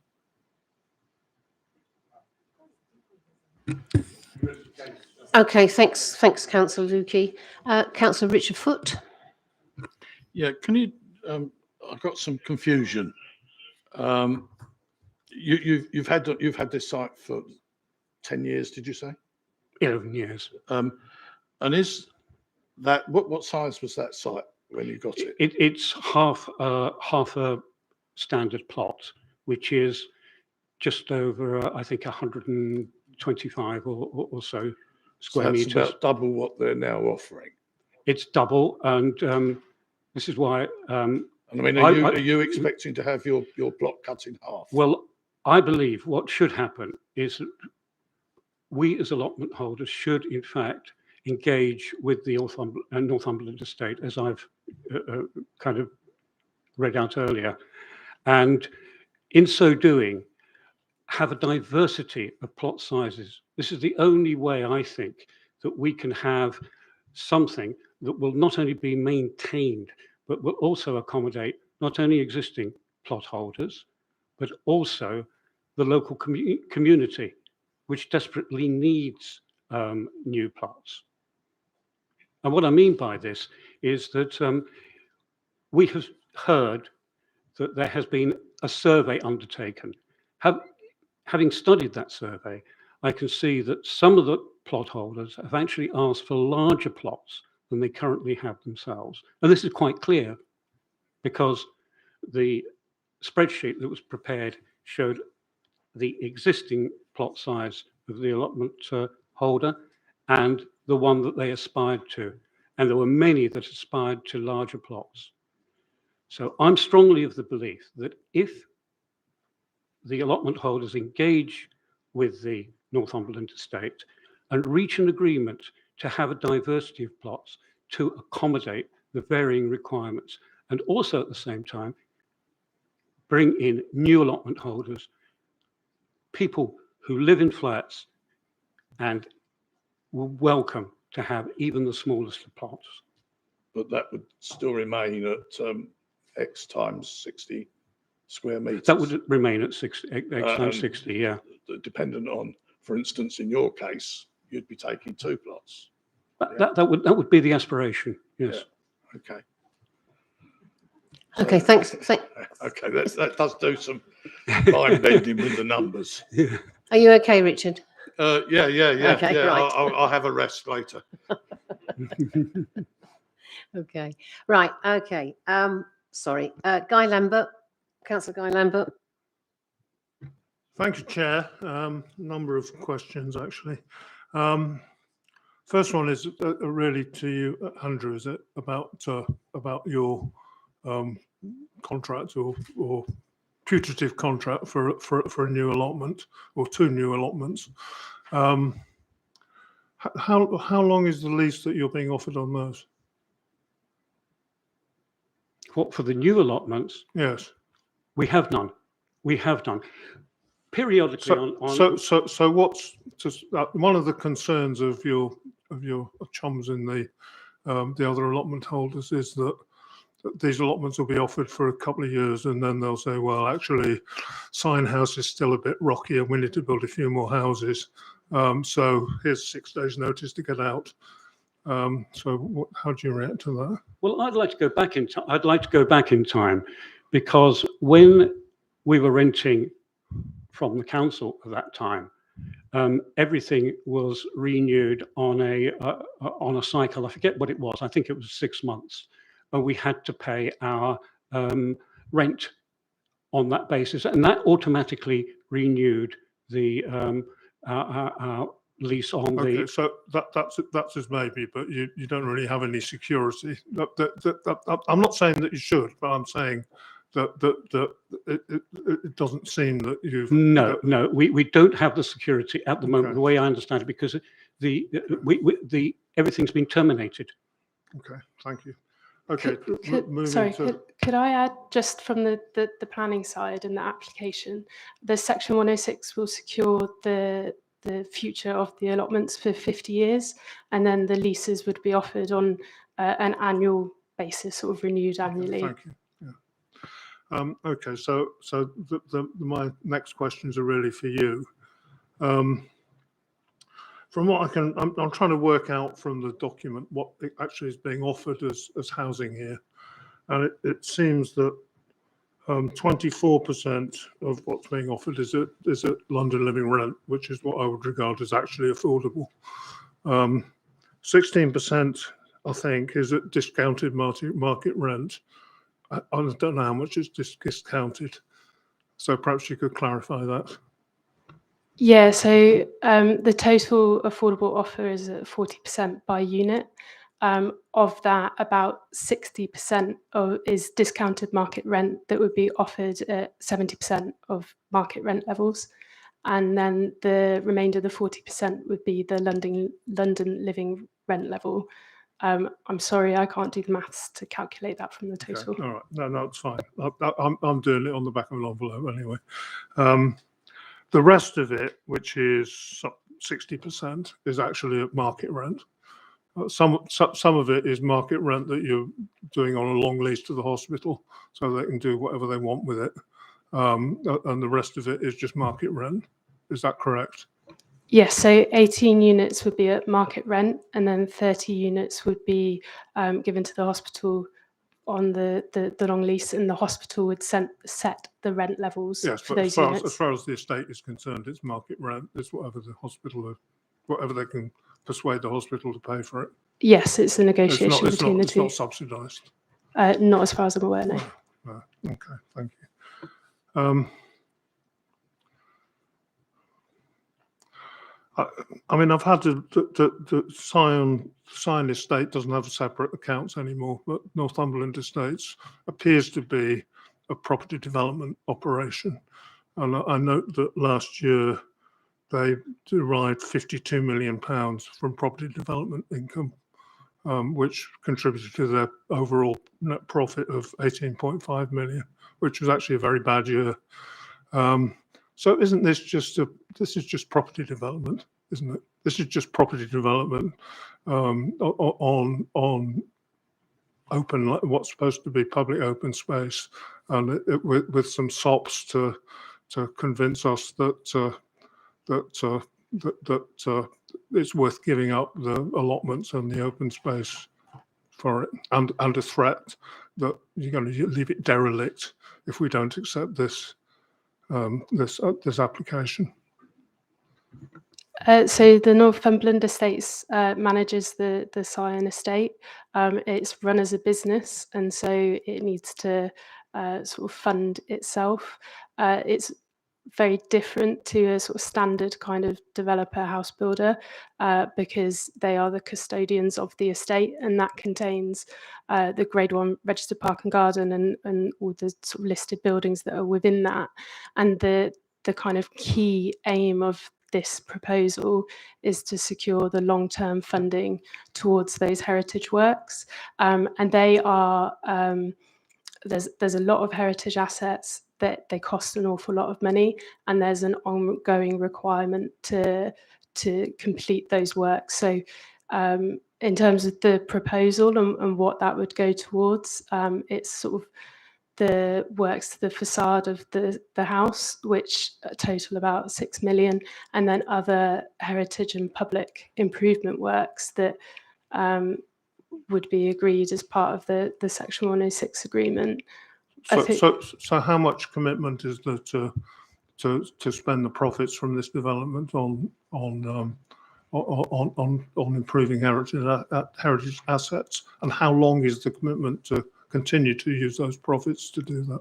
So the commitment in the Section 106 is for 20 years, and the costs would be the kind of revenue from that. So it would go to the 6 million for the works to the house, and then other works as are identified. And I think one of the things that the estates is really looking to do as part of this application is look at the works that would help with the publicly accessible areas to kind of invest in and improve the public aspects of the estate, rather than previously it was to go towards the staterooms in the house, and that is no longer being proposed.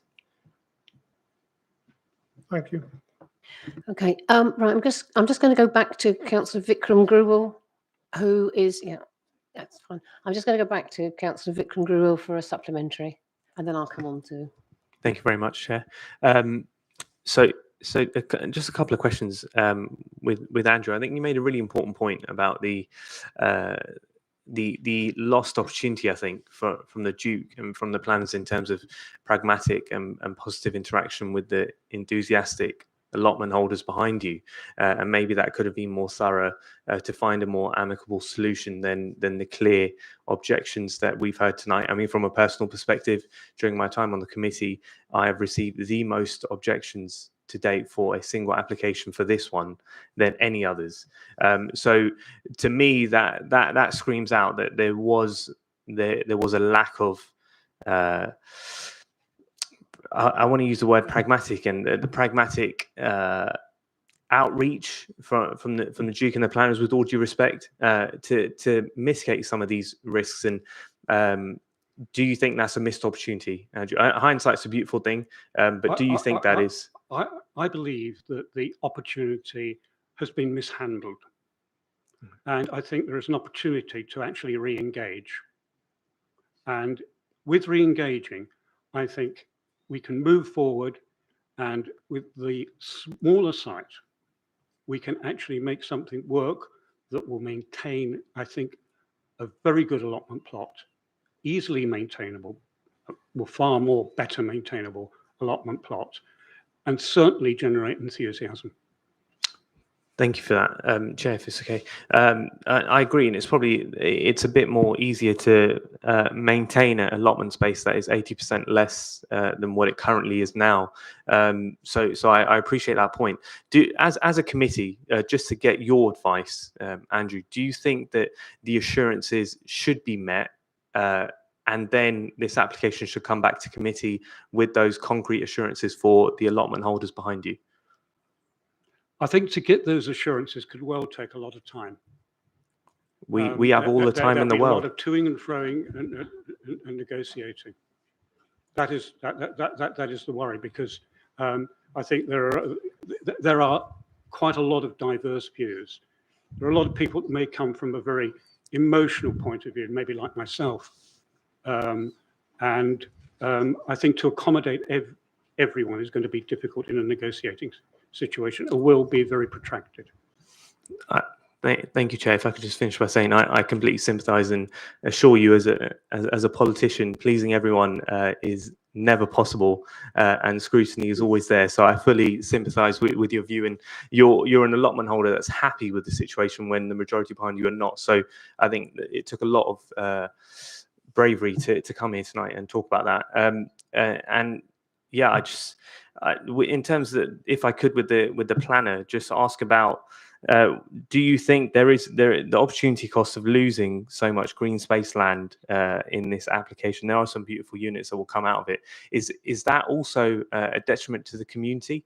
We've seen the mental health effects and benefits of open green space and allotments. I mean, as a young kid, I used to go with my granddad to his allotment and run around there all the time. So I know how it brings the community and family together. Do you think there is any sort of detrimental loss in that regard? Well, Chair, it's the last question. I've addressed my support to the scheme on the basis of it as an allotment holder. Basically, I'm not going into whether or not I have a view on the amenities, the site as an amenity. Do you want me to take this question from there, Andrew? Is that helpful? I think in terms of the wider kind of balance and the social benefit, the southern part of the site is going to stay as allotment use. So there's still that social benefit and the benefit to the wider well-being of the community there. The proposed homes will be set in quite a kind of generous landscaped area of communal gardens. So that retains some openness within the residential part of the development. And then I think there's the kind of wider aspects of well-being and social amenity, and part of that is the delivery of new homes and affordable homes and homes for key workers that need to be considered as part of the mix. I mean, another kind of aspect of that, I suppose, is that the development comes with the communal gardens for the proposed residents, and similar to the allotments, they can invite their friends, family into that space, and then equally it kind of alleviates some of the pressure that could potentially result from the development on other areas of open space within the local community. So there are sort of other aspects of social well-being that can be considered in that balance. Okay, Councillor Rajendra Sidhu. Thank you, Chair. My question to Victoria. You are giving back 38 allotments back to the allotment holders. So have you had any blueprint ready? Who will be having their allotments? And will it be preference given to the people who are now leaseholders, or there will be new residents coming in the new builds? So what's the blueprint in your mind? Sorry. So the first offer of the new plots would be to the existing allotment holders. They would essentially have first refusal. And then if there are leftover allotment plots, they would be offered to the local community. Thank you. Okay, Tony, was that a supplementary you wanted? Because you've already spoken once, so it's a supplementary. Good. Okay. Just for the moment, I am. Well, the supplementary is this supplementary is to Victoria. At the last planning application, I don't know if you were around then. The last planning application, there was a quote that this would be that development would fund repairs to the house. At that time, they weren't making. At that time, they were on £45 million profit a year. Councillor Lambert, and at the time, it was the sums then was £250,000 being spent on repairing the house per year. Here we were down to we're at £6 million over 25 years, and it's so that works out to £300,000 per year to repair Sign House. And with the assets, with the many assets of the Duke of Northumberland's business, and the income from it, why are we relying? Why is this application reliance on the approval of this application to improve the house? As custodians, if you like, as custodians, shouldn't this be a matter of course, to repair the house with existing funds and funds that are being generated from other interests, and not least the hotel, which was a special thing being developed on open land at the time, when it was given permission. So what's new here, and why would the house not be repaired if this wasn't approved?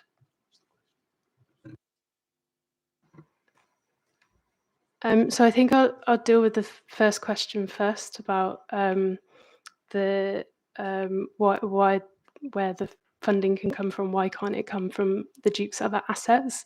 There's a need for the Syon Park estate to be sustainable in its own right, and the Northumberland estates. So that's policy. That is policy from the estate. But who owns Northumberland Estate? Who owns Syon House? It's the same. It's the same. It's the same organisation, same family. And funds are moved around. I mean, funds were moved to America to invest in New York real estate a few years back.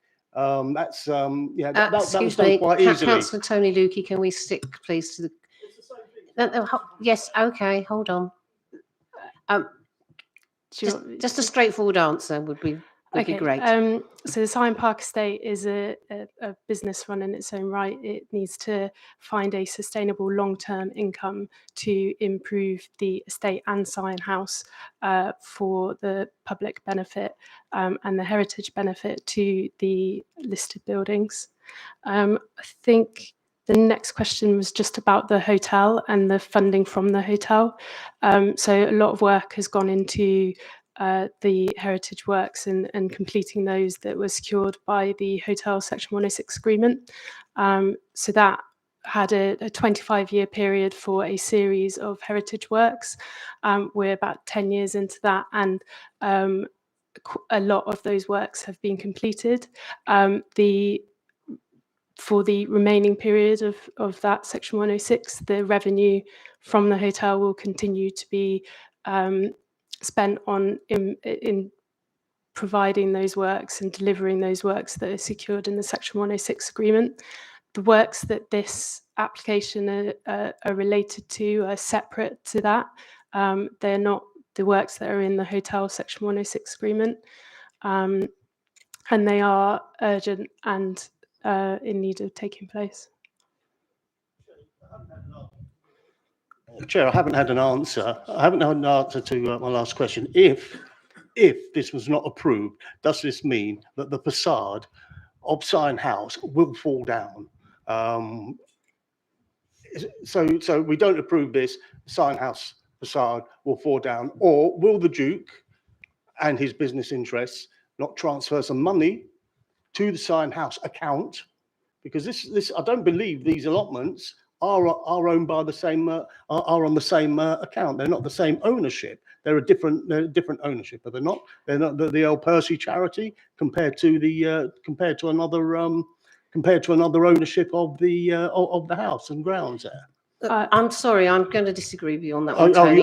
You've got the answer, have you? No, I've not got an answer. I'm not going to give you an answer because I think she's already given the answer. I'm not going to repeat it. So I think we should move on. I'm looking.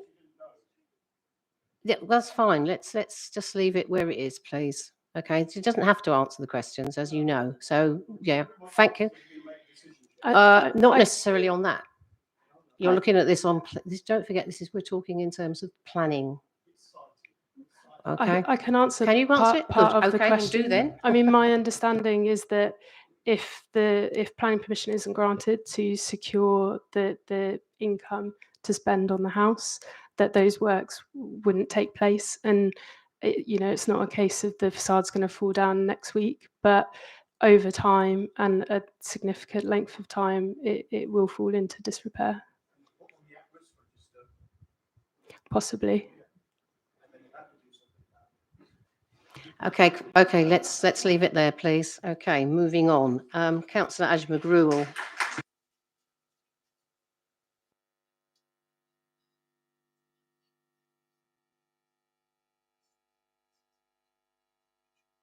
Sorry, that's all the questions. Okay, thank you very much.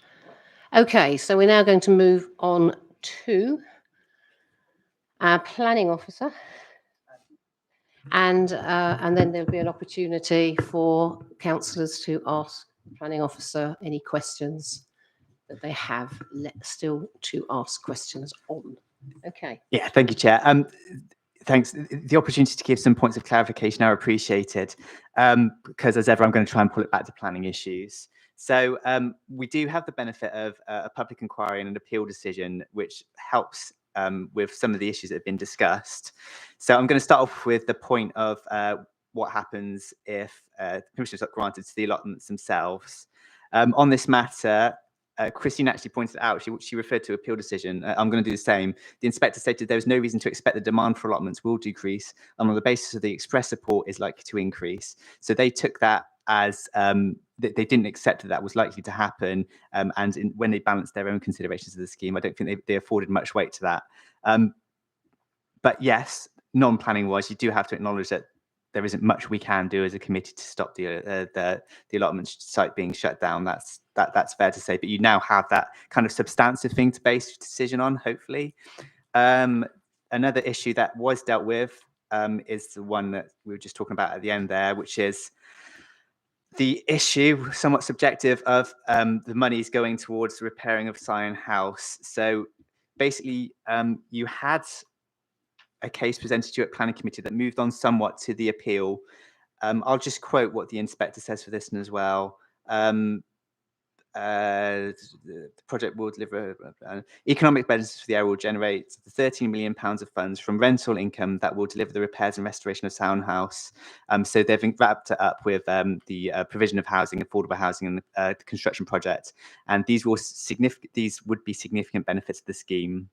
So they have considered that, they have accepted that is something that could be offered and allocated weight to that, albeit that weight, that positive weight attached to it was outweighed by the negative. I'm not sure how much more I can help with that. It's a similar discussion to what you had before. What has changed is the negatives I'm tentatively suggesting, because now it's a smaller scheme, more of the local open space is retained. So whatever you feel about that other issue of the contributions and how much you weight attached to that, we have to consider the fact that it is less harmful on the open space because there's now less built form.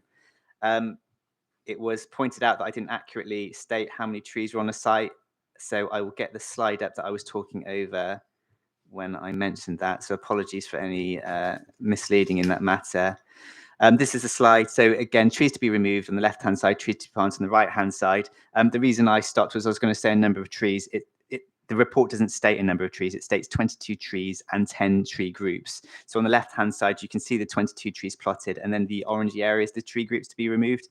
That makes the number perhaps more difficult to actually firmly establish because there's, say, grouping of trees. So I'm not necessarily disagreeing with the comments of the objectors, but I think the number I counted from their statement was 85 because they actually list what types of trees to be removed. So it's tree groupings that we're focusing on that point. I think maybe that's all I'll say at this stage, if that's okay, Councillor Chair. Okay, questions to the officer, please. Are there any questions that people have remaining that wish to ask the officer anything? Councillor Rajwinder Sidhu. Thank you, Chair.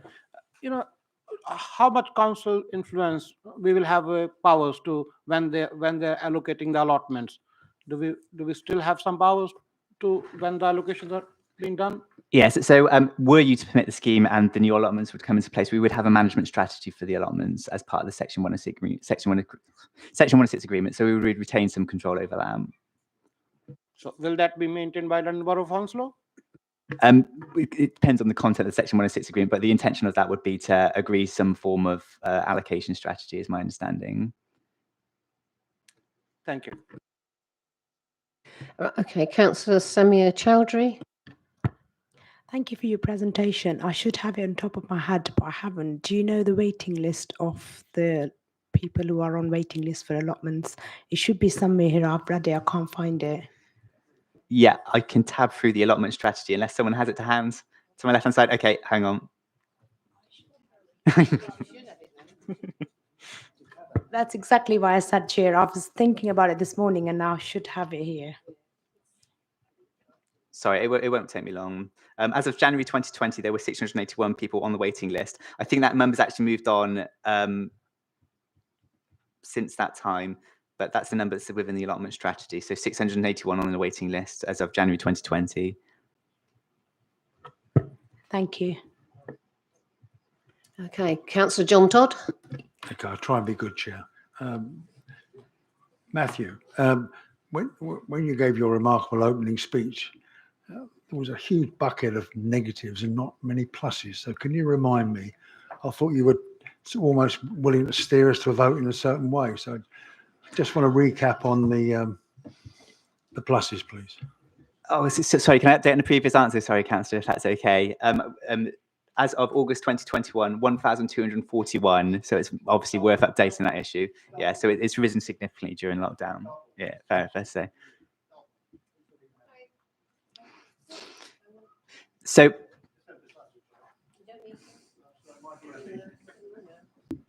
it's our job to make a recommendation to you. It's not our job to tell you how much weight to give to each of these issues. So there could be one negative and 100 positives. If you feel that negative is so bad, you still refuse the scheme. Just to relist them, though, the negatives were the loss of the allotments, which I suggested doesn't have a huge amount of weight on the basis that they're not statutory allotments. But more importantly, loss of open space, which I'm suggesting does have greater weight. So just to substantiate that, loss of allotments, we have a policy that states no general loss of allotments. It doesn't matter if it's statutory or not. It becomes a slightly more grey area because they are re-providing the allotments, which is why I'm saying it's not as strong as your loss of open space argument, where it does clearly state don't lose the open space unless there's a re-provision. So my suggestion is that those are the negatives. The positives I hopefully listed. So it's the affordable housing provision when it otherwise wouldn't be. You wouldn't have, if this was just a general market scheme, you wouldn't be able to secure affordable housing provision because it's not a viable scheme. We are suggesting it's a well-designed scheme. Again, that's for members to draw their own conclusions on. A scheme of this scale, it doesn't have a significant amount of impact on neighbours, which is a positive. Of course, it's on local open space, so that's the benefit attached to that. Affordable housing goes to the hospital. But this market housing goes to the hospital, the rental goes to the hospital. A good scheme for CO2, for carbon emissions, and then as I've tried to explain, the contribution to Syon Park House. Those are the key ones that I listed. Okay, can I? Yeah, that's very helpful. I've never seen the viability report that says they're not going to make money out of this Allo development, which is quite unique. How does that impact on your decision, or does it highlight a risk, or is it just a mathematical equation? So when we give you these viability assessments, there's always inbuilt profit margin. So you have actually seen unviable schemes before you where they offer affordable housing because they eat into their profit margin. So that is my understanding of the situation here as well.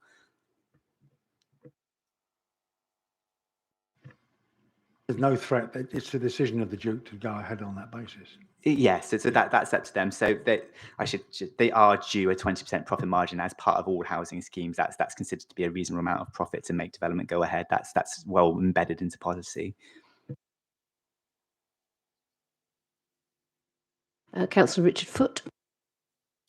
Yeah, I'm not quite sure if the question's actually been answered or not, but I can't really believe the answer at the moment, so I do need to just double check. But really, are we saying that the Duke will close the allotment sites if he doesn't get planning permission? That's what we have been told by the applicant themselves. I've given you the view of the planning inspector on that matter, and then I'm going to say it's really outside of this council's control. Right, never mind. I just sit here in disbelief. You'll have ability to comment later. Okay, very shortly. Councillor Vikram Gruel. Thank you, Chair. Thank you, Matthew. I genuinely do believe that our planning officers are one of the best in the country, and I feel like you've been dealt with a bit of a sticky wicket in this instance, Matthew, purely for the sense that I think we have, personally, I will ask your opinion on it if that's okay, but I feel like we have adequate brownfield sites across the borough and sites that are legible for development without the loss of open space and green space land for us to meet our affordable target and to help meet some of our housing needs. So this is a real difficult application because of the loss of open space and also greenfield land. So what's your view on that point? And sorry, I've made your job a little bit harder by asking that. And secondly, with the allotment waiting list doubling in a year, as Councillor Lukey said, do you think it would be better to have allotment assurances from the Duke, not negotiations with Section 106, concrete and defined at this point, instead of leaving them up in the air? And also, do you think it's prudent for an 80% reduction in allotment space?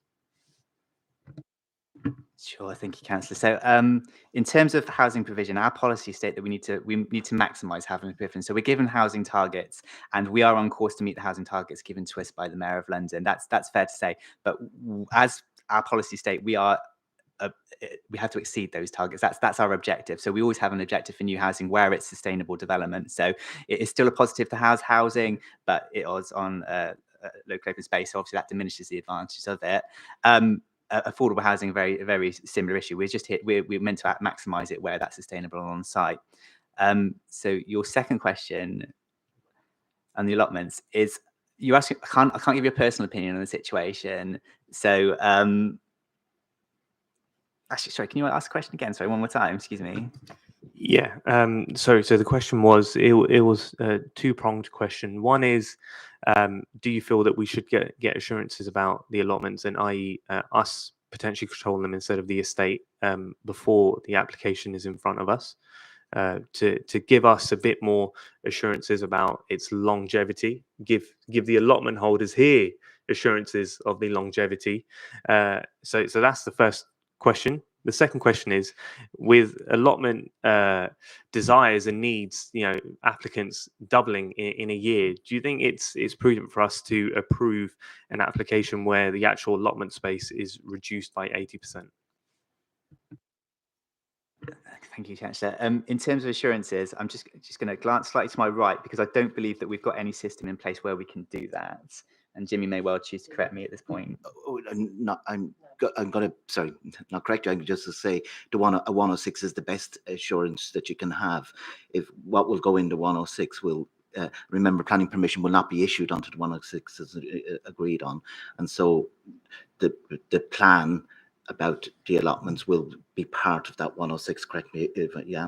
And so that's a legal agreement that, and only on the signing of that will planning permission be granted. I don't think we're in a position to try to come to some sort of agreement before actually a decision is made by the planning committee, I'm afraid. Yeah, so that for the new allotments, were they approved? The approved allotments, yes, we can do that through the Section 106 agreement, but no, not the existing allotments, unfortunately. And so in terms of allotments, again, I can't offer a personal opinion on this. We do have an obligation as a council to provide a certain number of allotments ourselves. So if there is a shortfall of allotment numbers, it's difficult to say there's an obligation on a private landowner to provide them. I'm going to have to leave it at that again, sorry, because obviously it's been well talked about whether there's a need. There is a policy that seeks to prevent them, and there appears to be a demonstrated desire for them. It just comes. I've got to take it back to policy. Sorry for. Okay, it looks. You are going to ask a question. Okay, Councillor Tony Lukey. I've got at least half a dozen, Chair. In the report, Matthew, it says that this will be. It'll be, is it 78% less carbon emission, or something like that? How much carbon emission at the moment is there on the allotments? So it's 35% below building regulations. So that is on the basis of new housing. Yeah, you're right. It's a bit more carbon than it would be on the vacant side. That's fair to say. A lot more carbon, you would say. Yeah. So what's it going to be built of? Is it going to be built of bricks, or what they're proposing to build it of?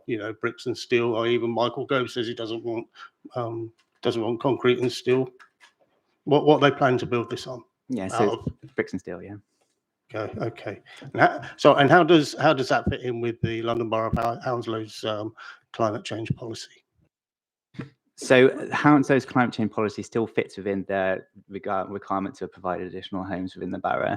So the basis for this statement is that there is still a requirement for additional homes, and therefore we're going to judge the houses on the basis of the need for the new, judge their carbon offset and the need for new housing. Okay, there's another question on carbon offsets, which which is perennial, and we wonder where's it go. We're just paying, it's kind of paying blood money or receiving blood money for carbon, isn't it, as a local authority? And put it in crude terms. Councillor Bikram Gurul will ask you a question on brownfield sites. How many open space? How many developments have there been on open spaces in the London Borough of Hounslow these last 5 years? And how many? I know you built. Yeah, I know we built on. Yeah, you don't know either, Sarah, because we built on metropolitan open land, obviously, and there was demonstrated a special need to build on metropolitan open land, the Nishcam School and Boulder Academy in my ward. But how many open spaces have we built on this last 5 years, or in the last 10? To my knowledge, none. I can't think of any, but I'm by no means an authority on that matter.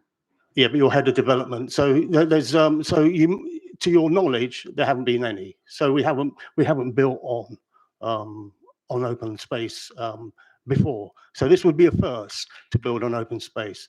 So following on from that, adding to Councillor Vikram Garewal's question, how many brownfield sites are there available in the London Borough of Hounslow to build upon, and what's the capacity of those brownfield sites? I don't have an answer for that. That's something that we do have tools that we're developing to be able to demonstrate how many sites that we can develop. Yeah, but no, I don't have a specific number. We're about to go into public examination of the local plan that's been in development for a number of months. So the answer's there somewhere. Again, as head of development, somebody you should know, or you've got other colleagues here who should know how many.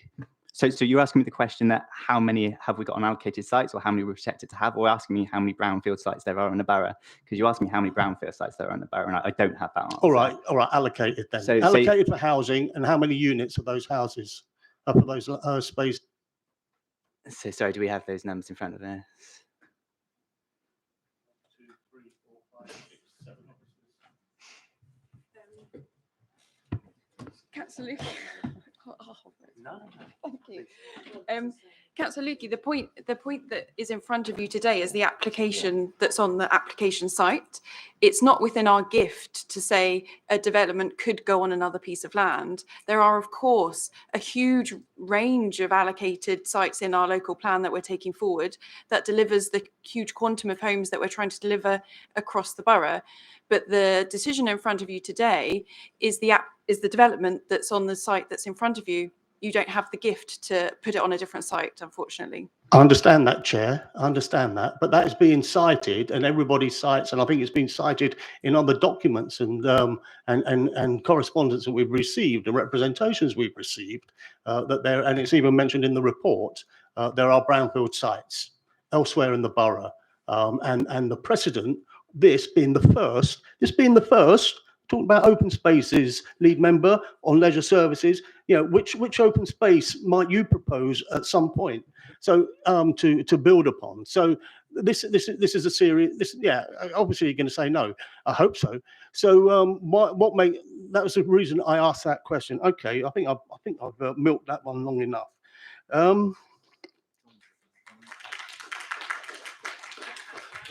I should have put on makeup. Right. The other thing is this possible. Some people refer to me as a scam. This long leased 30-year lease to the hospital for some of these units here. Again in the local plan. And I know it's another application.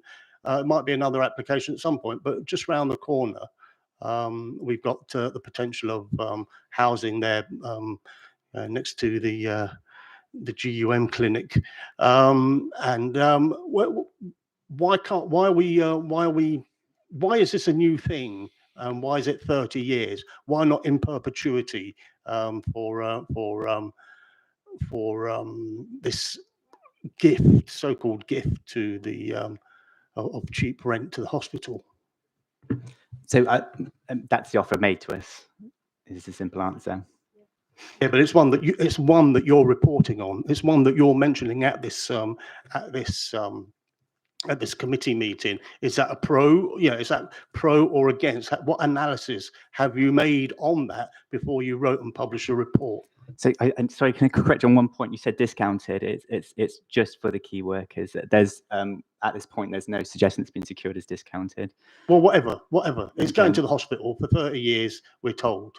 So there isn't a policy on providing rental properties specifically for key workers in hospitals. So no, there's limited weight that we can attach to it as in the context of planning policies. But again, I mean, I am saying again, that's how much weight you want to afford to that particular issue is your own decision. And tell us, remind us what the council's policy is on gated developments. We don't specifically reference a policy within our own local plan. We defer to the London plan, and there is a policy within the London plan that seeks to socially accessible developments and such. So that's the policy within our local plan framework. So what does that mean? Would I be able to walk through to deliver Labour Party leaflets? So with the proposed scheme, would you be able to walk through it? Yeah, my understanding is that there's a road. This is an open road which you can walk through the site with. No, it's my understanding it's not. No, it's not gated. All right. Final question, and some of you will know that I've got a long-running saw in my ward. 15 years of an unmonitored Section 106 agreement with Crest Nicholson on the old former Brunel site. Street lights not maintained, open spaces not maintained. How and we've written, and hopefully this will be resolved, but how are we as a local authority monitoring the Section 106 at the hotel? Again, that's been cited. You put it in the report again, so it is relevant. How is that being monitored? How often do you monitor that? Who does it, and how do you report that? So the most recent monitoring was actually undertaken last week, because obviously we knew the application was coming before you. Sorry, and before that? And before that? I don't have the information. Right. So. Was that the question? Sorry, that was a question. When was before that? But how is the Section 106 monitored and reported? So we have a monitoring officer who will review Section 106 agreements and report back on the status of them. So it will generally depend on the context of what the Section 106 agreement says. So if it's affordable housing, you'll have a threshold in there for informing when informal housing, the affordable housing starts. It's to do with the makeup of the legal agreement itself. So if you wanted certain clauses and caveats on it to say you need to tell us within a certain amount of time when some work is done, then we can get them to inform us on it, and then obviously we can check the progress of that. So that's a case by case basis. And the reports are available, are they? They're public documents. They're available. The Section 106 agreements. Yeah, and the monitoring reports. The clauses are in there as well. There's no monitoring report per se. Sorry. So the clauses have been in Section 106 agreement, and when that clause is triggered, then they'll send us information again that'll be made publicly available on the file. So if I was to inquire about the hotel Section 106 and how it's going, will that information be available in writing?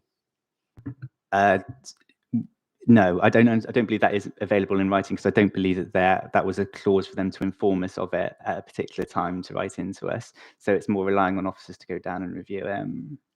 And the officer's report would be available? If you desire his office report to be made, of course, yeah.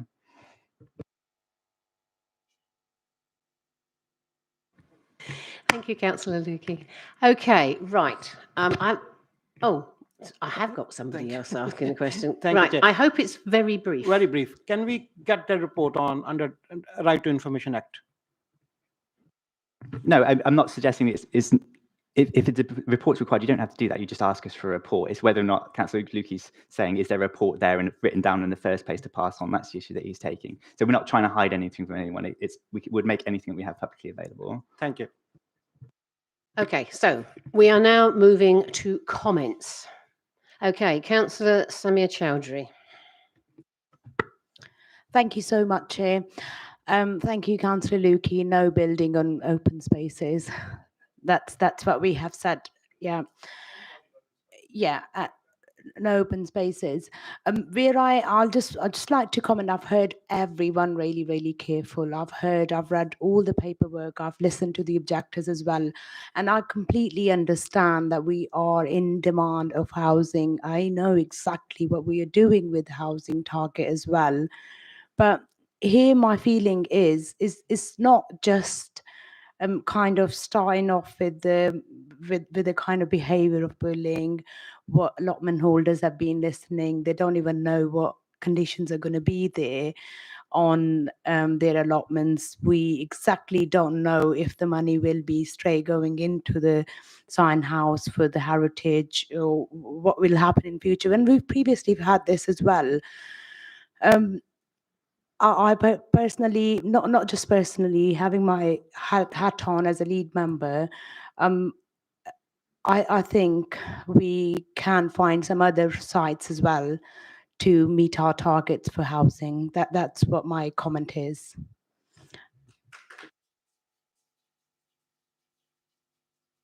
Councillor Michael Dennis, welcome. Thank you, Chair. So I haven't spoken yet. I'm very impressed with the application. I like the building. It's a beautifully aesthetic building.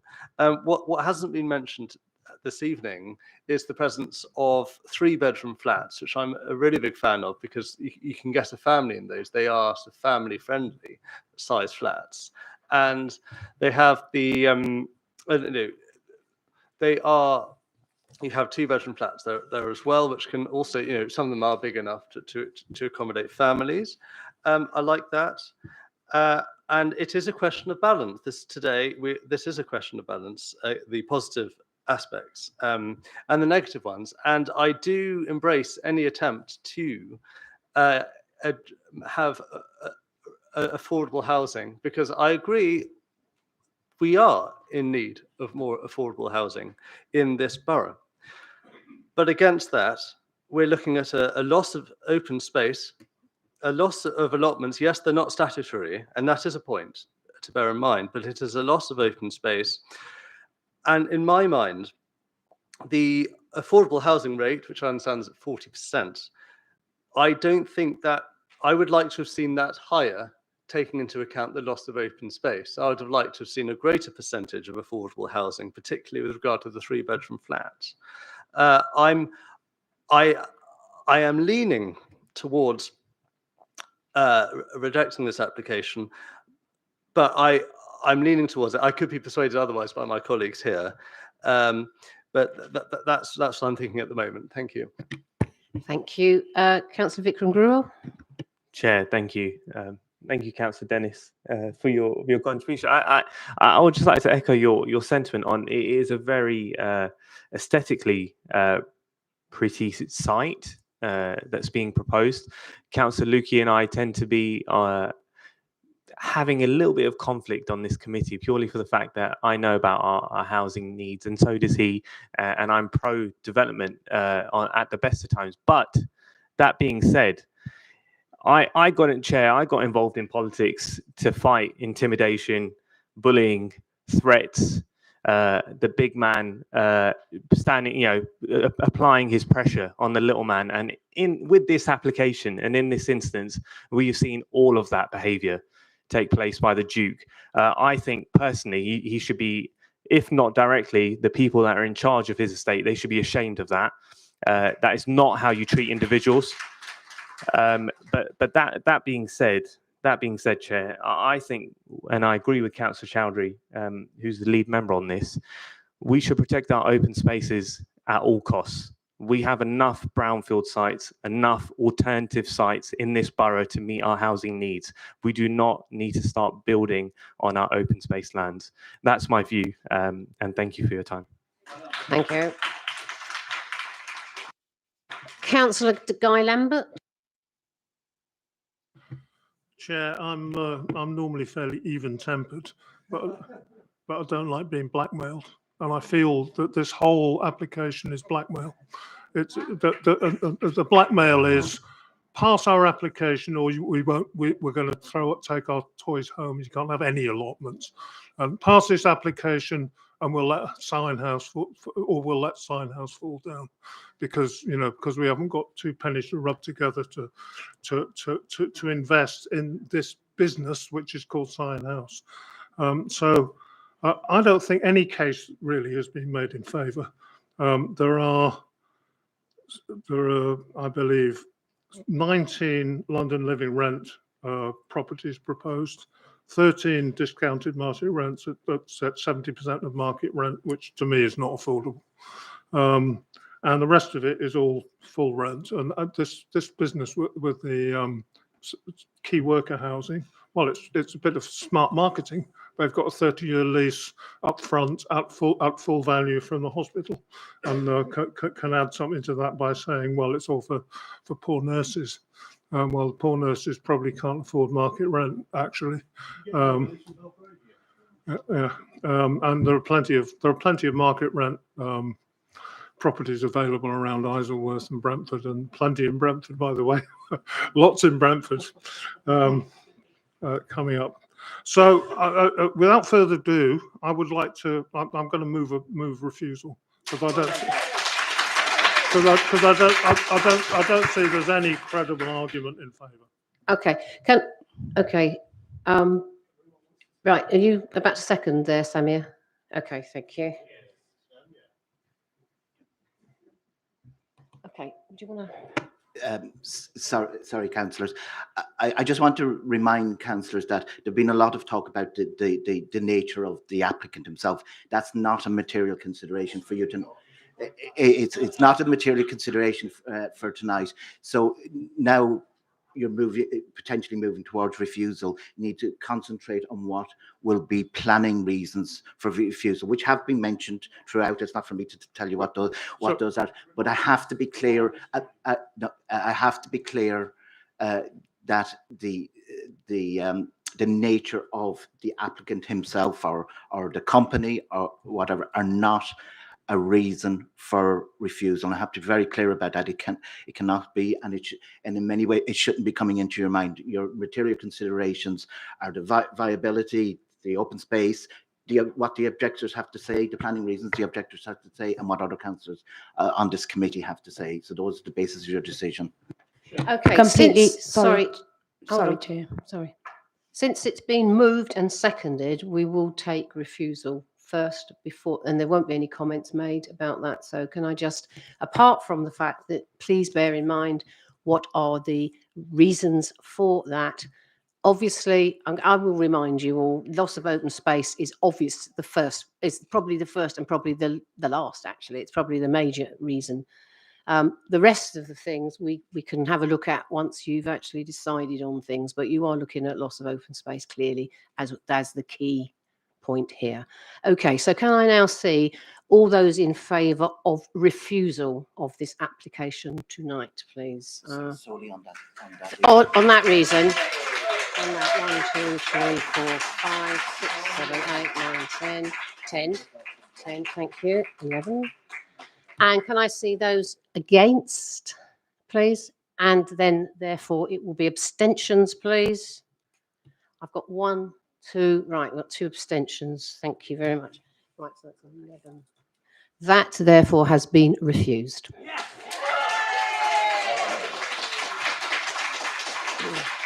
Well done.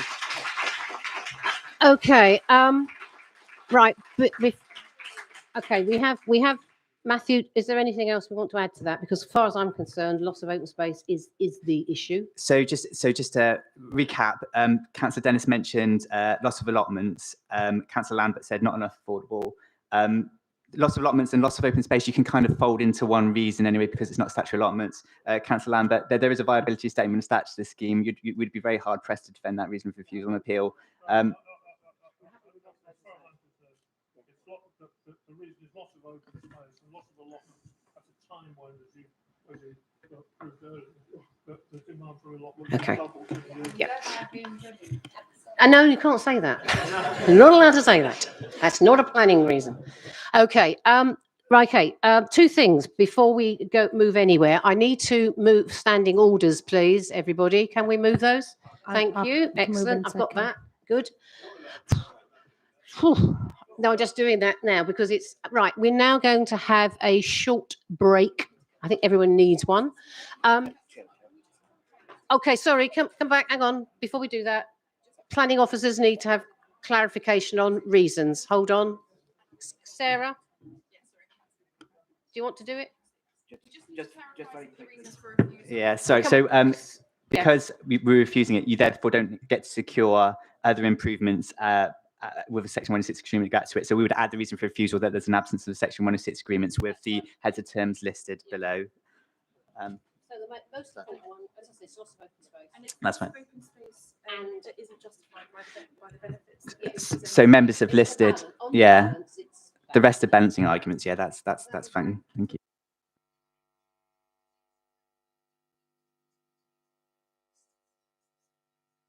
We did that before, but at the last planning inquiry, which I did give evidence at, we didn't have a long list, but we had sufficient. Yeah, we had sufficient. Oh, sorry. Do you want 5 minutes break? Okay, 5 minutes break. Off you go. Bye. I'll see you in 5 minutes.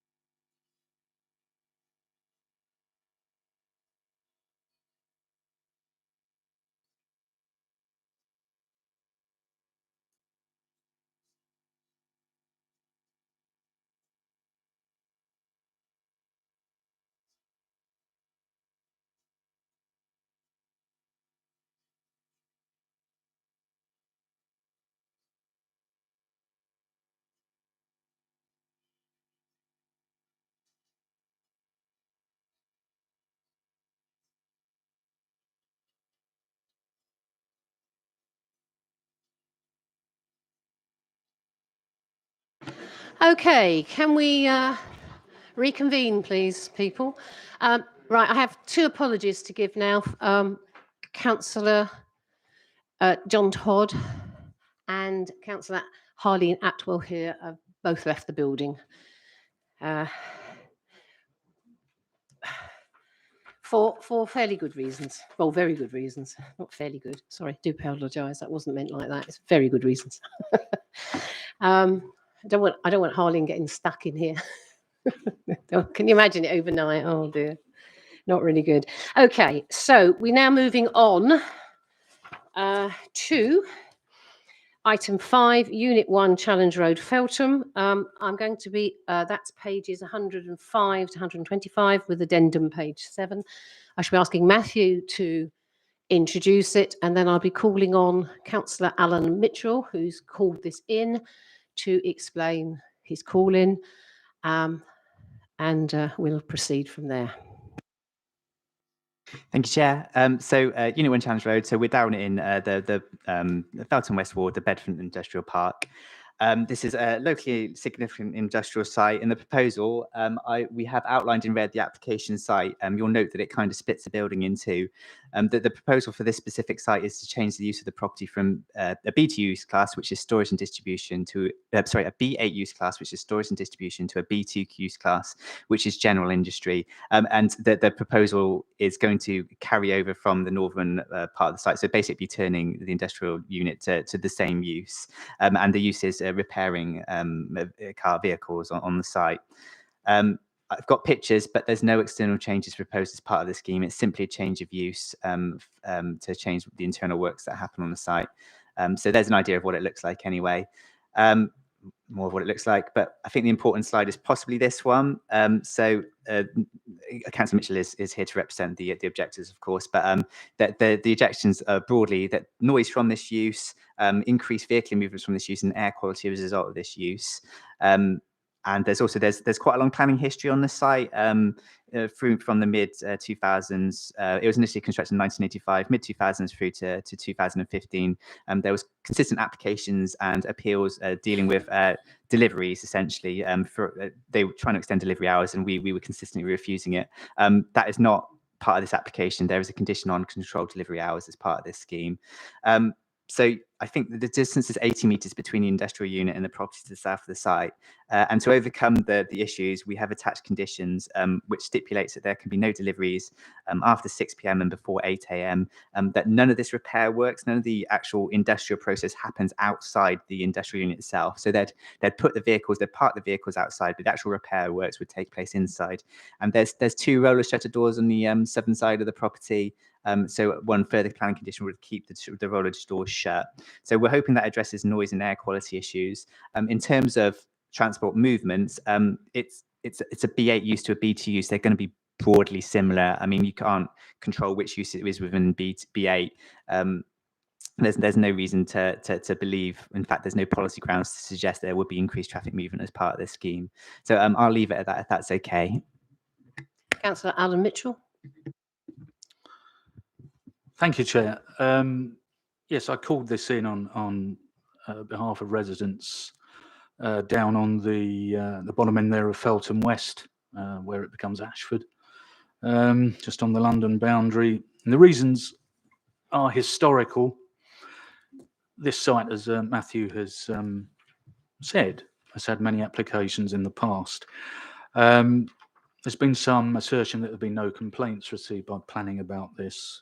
Some people have begged to differ on that. But there have certainly been historical objections going back to the time of councillors John Cooper, Elizabeth Hughes and myself, the current incumbents.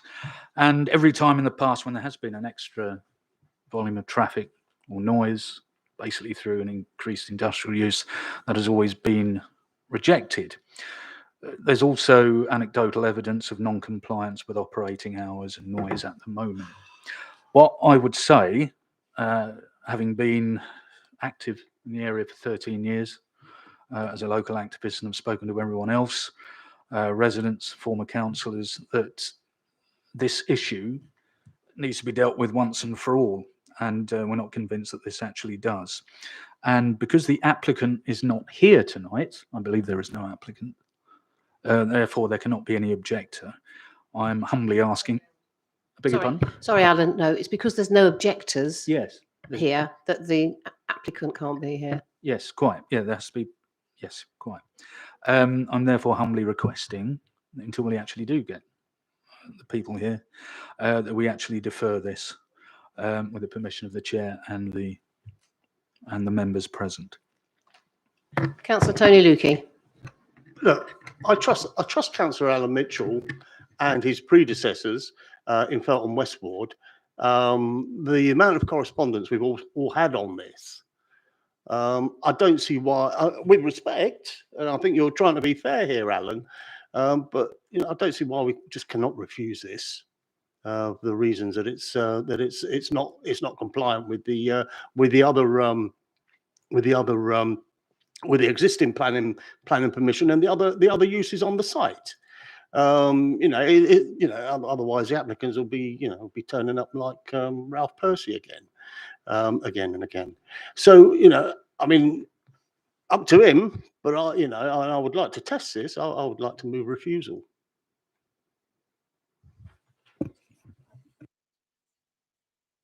Do I have a second? What? The proposal was deferral. Have I got a seconder for that? Thank you. Okay. That was on the table first. We didn't have a refusal. So let's look at deferral first. If that falls down, we'll then take Tony's suggestion of refusal. It was. Sorry, I had hands up. No, they were seconding his one. Sorry, I haven't got to that one yet. Okay, so let's look at deferral. I think I can see what Councillor Mitchell wants. Is he wants one of the objectors. There was a really good letter written by a couple of people, and then everybody referred to that one when we were reading the emails through. And even if they only read that letter out, that would be okay. Because what I actually want is the applicant here, so we can harangue the applicant. Sorry, I don't know whether I'm allowed to say that. Because I want to do it justice, because of its Because what we historical want to do is nature. there's stuff that they need to be held account for, I think, and I think there's enough from those people, and for the residents, I think we should be acting on their behalf, which is why I would prefer deferral. But sorry, Tony, that's my take on it. I agree, Chair. I mean, but then again, if we look at all the pages there, from 108 to 111, and you look at all the refusals that have taken place here, and the very few approvals. This is a rogue application. But look, I will bow to the rest of the committee, and as long as the committee bears this in mind the next time it comes back here. Yeah, right. Okay, okay. Can I just look around the room? Deferrals on the table, please. Can I see deferral, please? From 1, 2, 3, 4, 5, 6, 7. That's everybody. Apart from Tony. And Tony's against. Yes, that's okay. All right. Chair, what? Just clarification. What circumstances it should come back? It comes basically once Councillor Mitchell has persuaded one of the objectors to come here to object. And they want but what they want, because if we've got the objector here, then the applicant will come anyway. But they will read their paper out, won't they? What do we do if we don't get any? They will do, because Tony. Well, if Alan, otherwise we just bring it back and we'll refuse it. Yes. Well, sorry. We'll consider, but we just need to be clear that if you don't get an objector to speak, that it will come back, for example, rather than Basically, put it back as soon as possible. Yeah.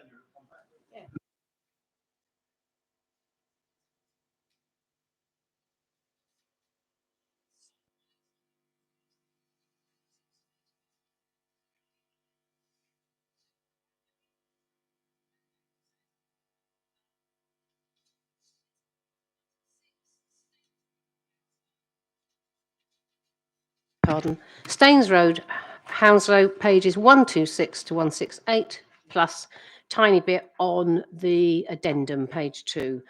Okay, Matthew. Thank you, Councillor. So 378 to 389 Staines Road. This is a site location plan. next to the old Travis Perkins site, to the east-hand side, if people know it. I'm not sure how else to describe its actual location. Yeah, so to the east is the old Travis Perkins site, which is a vacant industrial. The reason I mention it is because there was a planning application before you previously on the Travis Perkins site that approved a residential development. So this is the site next door. So this is a proposal for 64 new homes, 1 and 2 bedroom apartments, 48% affordable, 61% carbon emission reductions, over provision of amenity space. This is existing site plan showing the existing buildings, which has now been knocked down. It's all behind hoarding. Proposed block plan. So there's two buildings, one to the front, one to the rear. That's similar to the Travis Perkins site. So they've actually done those CGIs with the Travis Perkins approved scheme on the right hand side there, just to give you an idea of how they would impact on each other and the scale of the schemes. Again, so that's overlying the block plan. And these are the elevations. So it's 4 stories with a setback at 5th floor level on the Staines Road elevation. Then this is a proposed floor plan showing the units and more elevations. So this is block B. This is the block to the rear of the site. Again, this is 3.5 stories. And then a ground floor plan of block B. Some elevations of the rear and the side of the site, and some CGIs, which I will possibly linger on when I've finished the presentation. So again, you can see in colour the proposed site just to the east of that is the Travis Perkins site. So very broadly, very similar issues. It provides us with housing, it provides us with affordable housing, which is always a positive. It's not impacting on neighbour schemes by virtue of they're not residential to the east. It's an industrial site, and obviously they've constructed it in a manner not to impact on them. To the west is retail with residential above, but again they've designed it in a manner not to impact on it. So yeah, overall we believe it's a positive scheme with affordable housing attached to it, and are therefore recommending approval. Thank you, Matthew. Questions of the officer, Councillor Tony Lukey. This is right next door to Ash Grove and the Firs old people's home. How are we going to protect their amenity? How's this? You know, how does this enhance their amenity? How are we going to protect their amenity during works and afterwards? How much is this going to overshadow this 80-bed care home? I remember we made a mistake here with the next to Priory Court down there on Lambton Road. We built on the corner there. What was the old that old youth place?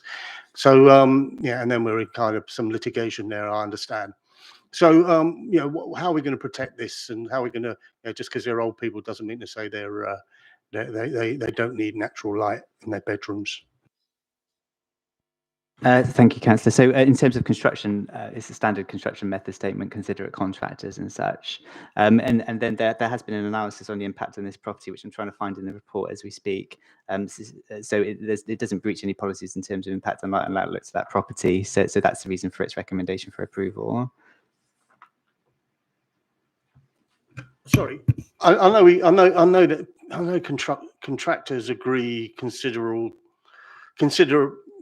construction policies or whatever it is, but how are these people going to know there's going to be piling going on, noise coming on, vibrations going on in a home where there are, yeah, many vulnerable people with dementia, and people taking nursing care? So you're suggesting a bespoke agreement in this particular circumstance to the site? I would suggest some agreement with the management, the people that run the care home nearby, that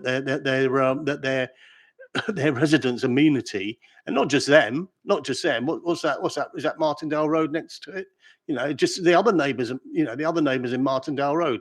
We know that when pile driving takes place, pile driving happens. Places vibrate. We want to know. We would like. Let's start doing this. We would like residents to be warned, and we want that. We want that condition that residents should be warned, and regular communications with residents existing residents when developments are taking place. They're likely to be disturbed. I'll get there's two blocks being built on St John's Road at the moment, off St John's Road at Reynolds Way. People raise this with me, but we've got no protection because we've not made any specific. Yes, we have some construction management plans there, but we don't have anything specific for the people of numbers 2 to 14 St John's Road, for example. Yeah, it's not unreasonable at all, Councillor. Yeah, that's fine. We'll add it into this one. Yeah. She's got the minutes. She's got the minutes down. Don't worry. Councillor Vikram Gruel. Chair, I think Councillor Lukey has a really important point about the old, elderly people's home there. It's a really important one. I must commend Matthew for bringing an application here which has a good mix. It's not just 1 and 2 beds. It's got 1 bed, 2 beds, and it's got 3 people sleeping, 1, 4 people sleeping there. There's a good variety here, and that's really important for us to have families there in the future as well. So it's good. On the point of construction, do we have a time frame of how long this will take? So that is something that they would be required to provide as part of their construction method statement. They'd to give us details of timeframes and such. So no, we don't have that at this point. Thank you. Any other question? Councillor Samia Chowdhury. Thank you. Just a quick one to say, yeah, this does look good, Matthew, but only one thing what Councillor Lukey has said. Regularly kind of communicating with residents is extremely important. Some of the residents don't even know, yes,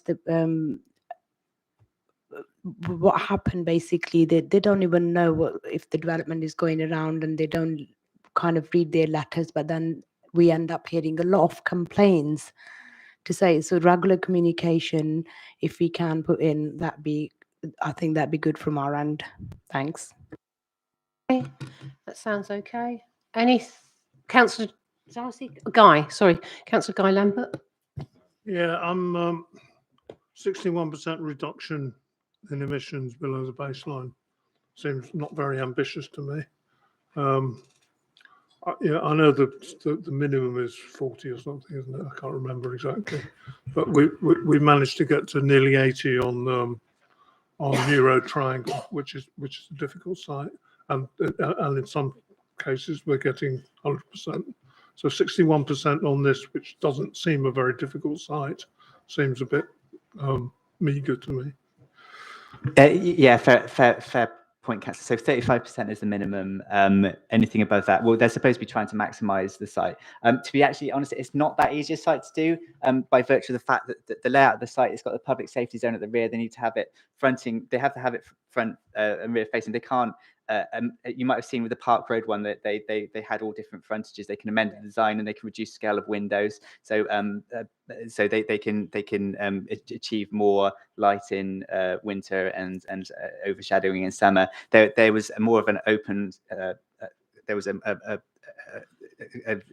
they could do whatever they want, basically. They could form it however they want to address that. There were limitations within this scheme, is what I'm trying to say. So what I'm suggesting is that it's not simply a case that you put on more solar panels or more air source heat pumps when you get to this area. You've really got to start designing the building in a manner that is more carbon efficient, which is what we're really working on. But yeah, as I say, we kind of had a blueprint for this site already. It kind of had to be like this because of the public safety zone and to align with Travis Perkins.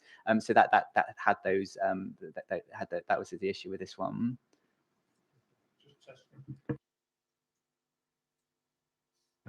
Don't ask, don't get. Seems like a good idea. Anybody else?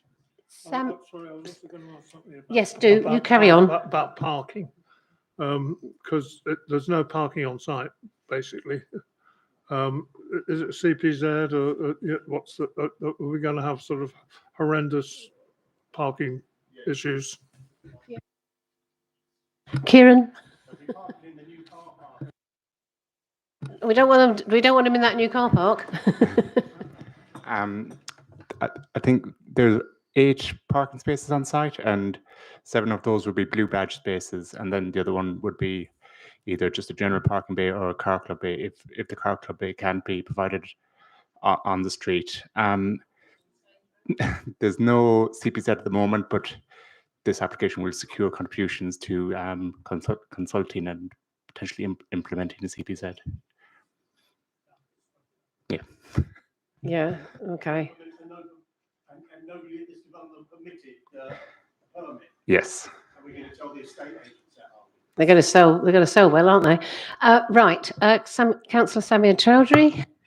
Thank you, Chair. I was just going to say we've already got, the surrounding road, Munster Avenue and Standards Road, and those roads are fully we're already facing so many issues there. I've lived there for 20 years and Councillor Girwal is really right next to it.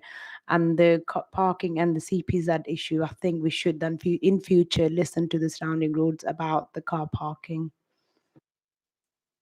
I was just going to say my mind boggled at that, thinking about that road.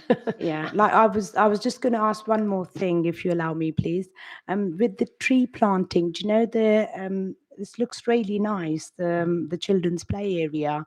But do you know how many trees are we going to be planting around within the site? Or sorry. Yeah, I'm really apologies, happy Councillor. to see that you have got tree planting there that we'll be planting, but any figure? I'm sorry for not having the answer in front of me. I believe it is in the report. We do go out of our way to try and provide this information within the reports, but I've got to check through it. Sorry for.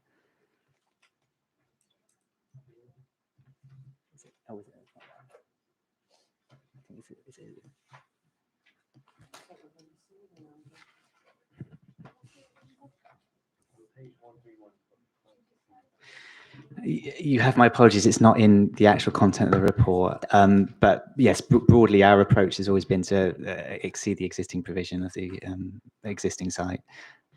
No problem. Thank you so Sorry. much. I'm really glad we do have the trees added in. That's fine. Thank you. Right, can we make sure that has got a number on it, Matthew?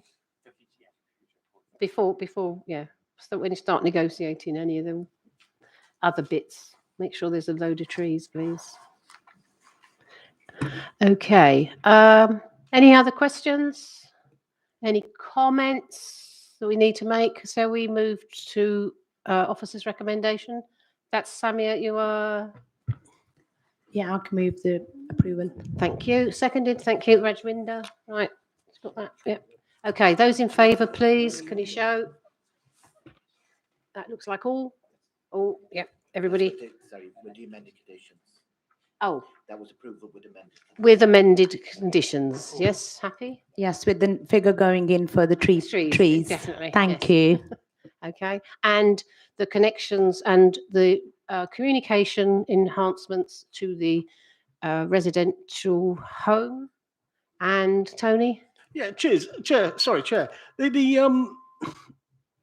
The condition on some better, some more consideration from contractors. Can that be brought back here so we can have a look at that, and so that we can become a standard condition? Otherwise, we'd be, we'd need to keep adding it or remembering to say something about it at some point. So that goes in the Section 106 agreement, the considerate contractors. I'll circulate the information if you like, Councillor. Bring it, Chair. Can we just have an item at the next agenda, on the next meeting, so that we can see what we're going to agree on, and the draft, whatever the draft is, people may be able to add to it or comment on it. Yeah, we are councillors after all. That's agreed. Okay, Richard.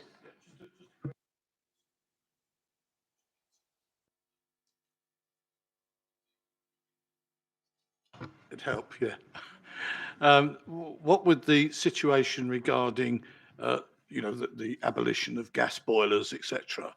And what I'm concerned about is that obviously one of the things to look for is heat pumps to replace those. How and that is achieved is not really noticeable, but also how expensive it is. And it seems to me that should be a subject that sometime in the future, if we could, maybe at the, if you like, one of the second, the non-planning applications meeting, if we could do something that could look at what the potential is and what activity we can, input to make the thing more liable. I mean, I think that a very large number of people currently have gas boilers. What goes with that is all of the ancillary things like radiators, etc., that are around your house. Now, if you're suddenly going to pull all of that out, and they've got to pull all their radiators out and practically rebuild their house, it really is expensive. But whereas if we can look at how heat pumps can be used to actually substitute for the boiler itself, and then it all sits into the current infrastructure that's there for heating and so on. So I think it's something that we really do need to be looking at. And if we could put it forward into maybe a discussion point at some future period, I think that would be quite useful.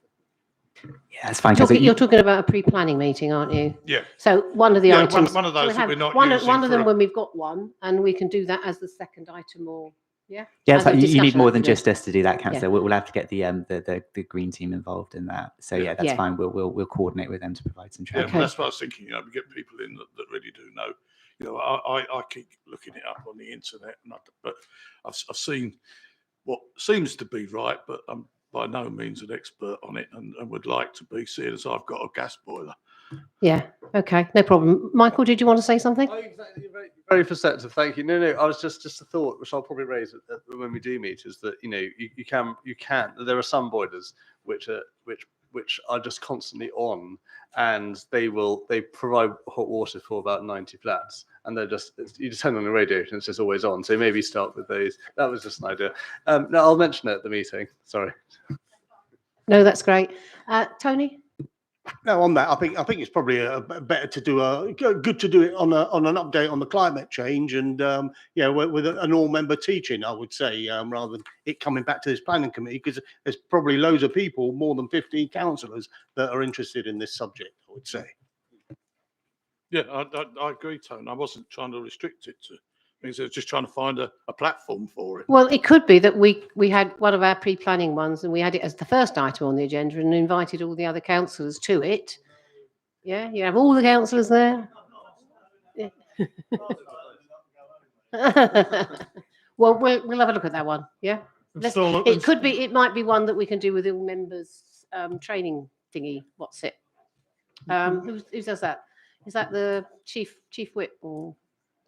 Install a councillor, a member of the planning committee in every flat, then you get hot air.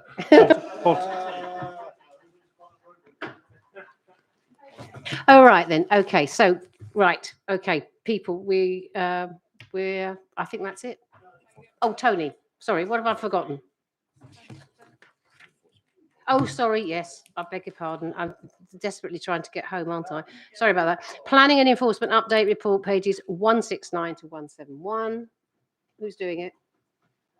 Oh, I wouldn't normally present it. Sorry, Councillor. It'd usually be for an information to note. Yeah, I'm just asking. Is there any? Tony, would you like to say something? Yeah.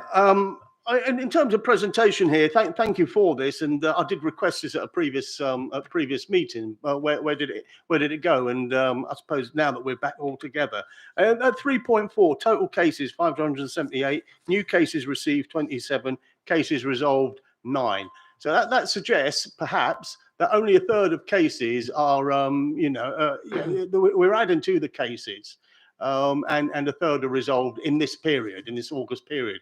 Can we have I would like to look at the data, because if I look in the back of my notebook here, I've got about 20 planning enforcement cases that have not been dealt with and not been completely addressed. And I would imagine that there are a number more. Well, there are a number more. There's 578 here. They're not being resolved. How old are these 578? Where are they coming in? How are they being dealt with? And is our vice chair getting the training he needs to understand this better? This is not a dig at him. This is something that the planners, the lawyers, and others should be supporting us on. How many beds and sheds have we enforced lately?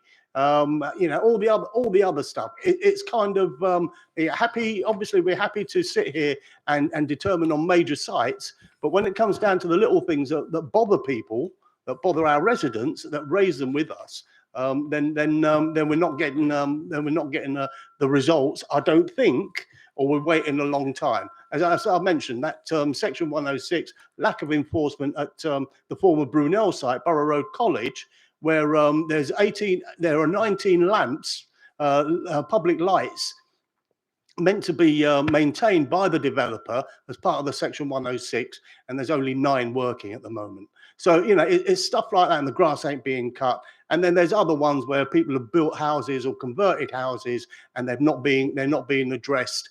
I'm not going to go back to my list, but we want a bit more detail here, kids, please. And if you can bring a proper report, or even if bring a proper report to the next meeting, that would be useful. And I know it's coming to scrutiny at some point, but I think we do need some proper openness on this. And have we got enough staff? It's taken us blooming ages to get some investigation and get enforcement notices on the Oxley Park Hotel, when there in the last 5 months there have been stabbings and various other violence there. That impinges on the licensing as well as the planning, and illegal buildings on there, concreted over green space there, and we're really slow. We're really slow in investigating. I think that we would become a laughing stock.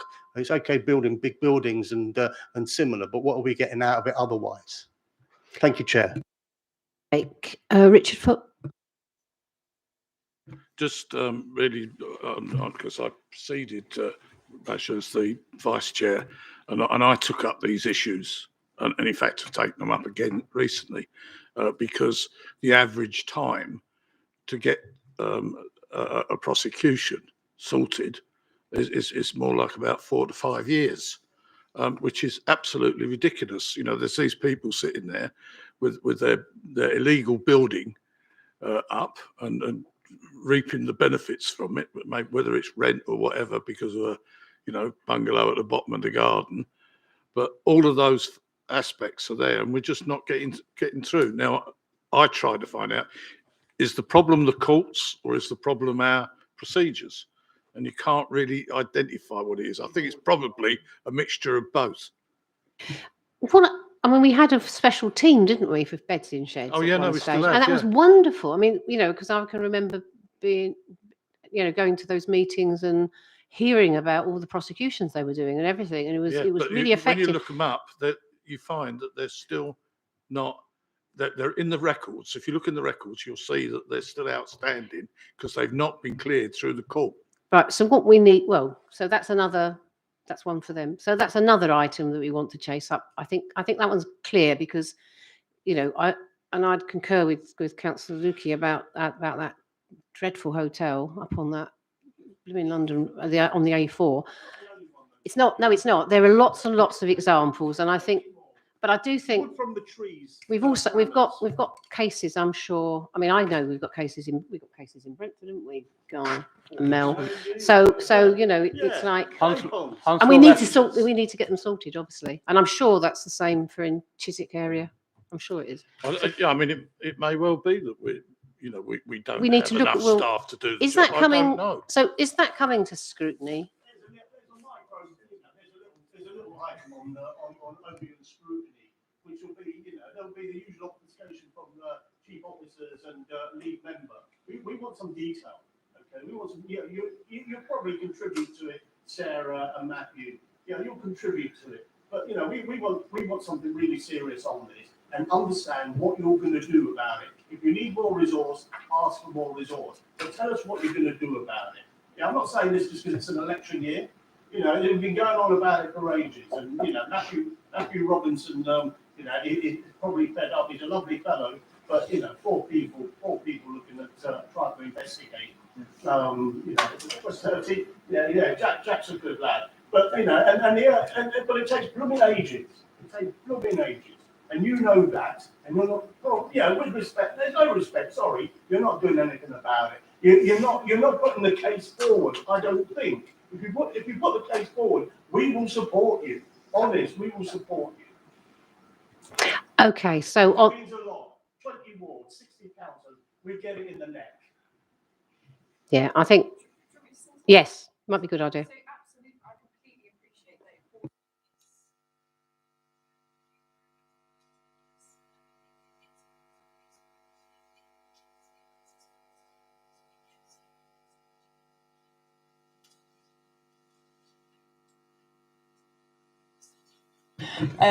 Yeah, we absolutely understand the importance of enforcement casework, particularly where you have to deal with members of the public, as we do, because we field the calls as well. There is an absolute challenge in the legislation that surrounds planning enforcement into how those cases get through the system. It is a very, very challenging and long process, and anyone who's been involved in an inquiry in terms of planning enforcement will know that. And there's so many ways that they can avoid until we can actually take prosecution action. But we will definitely look at how we can present that information in a much clearer way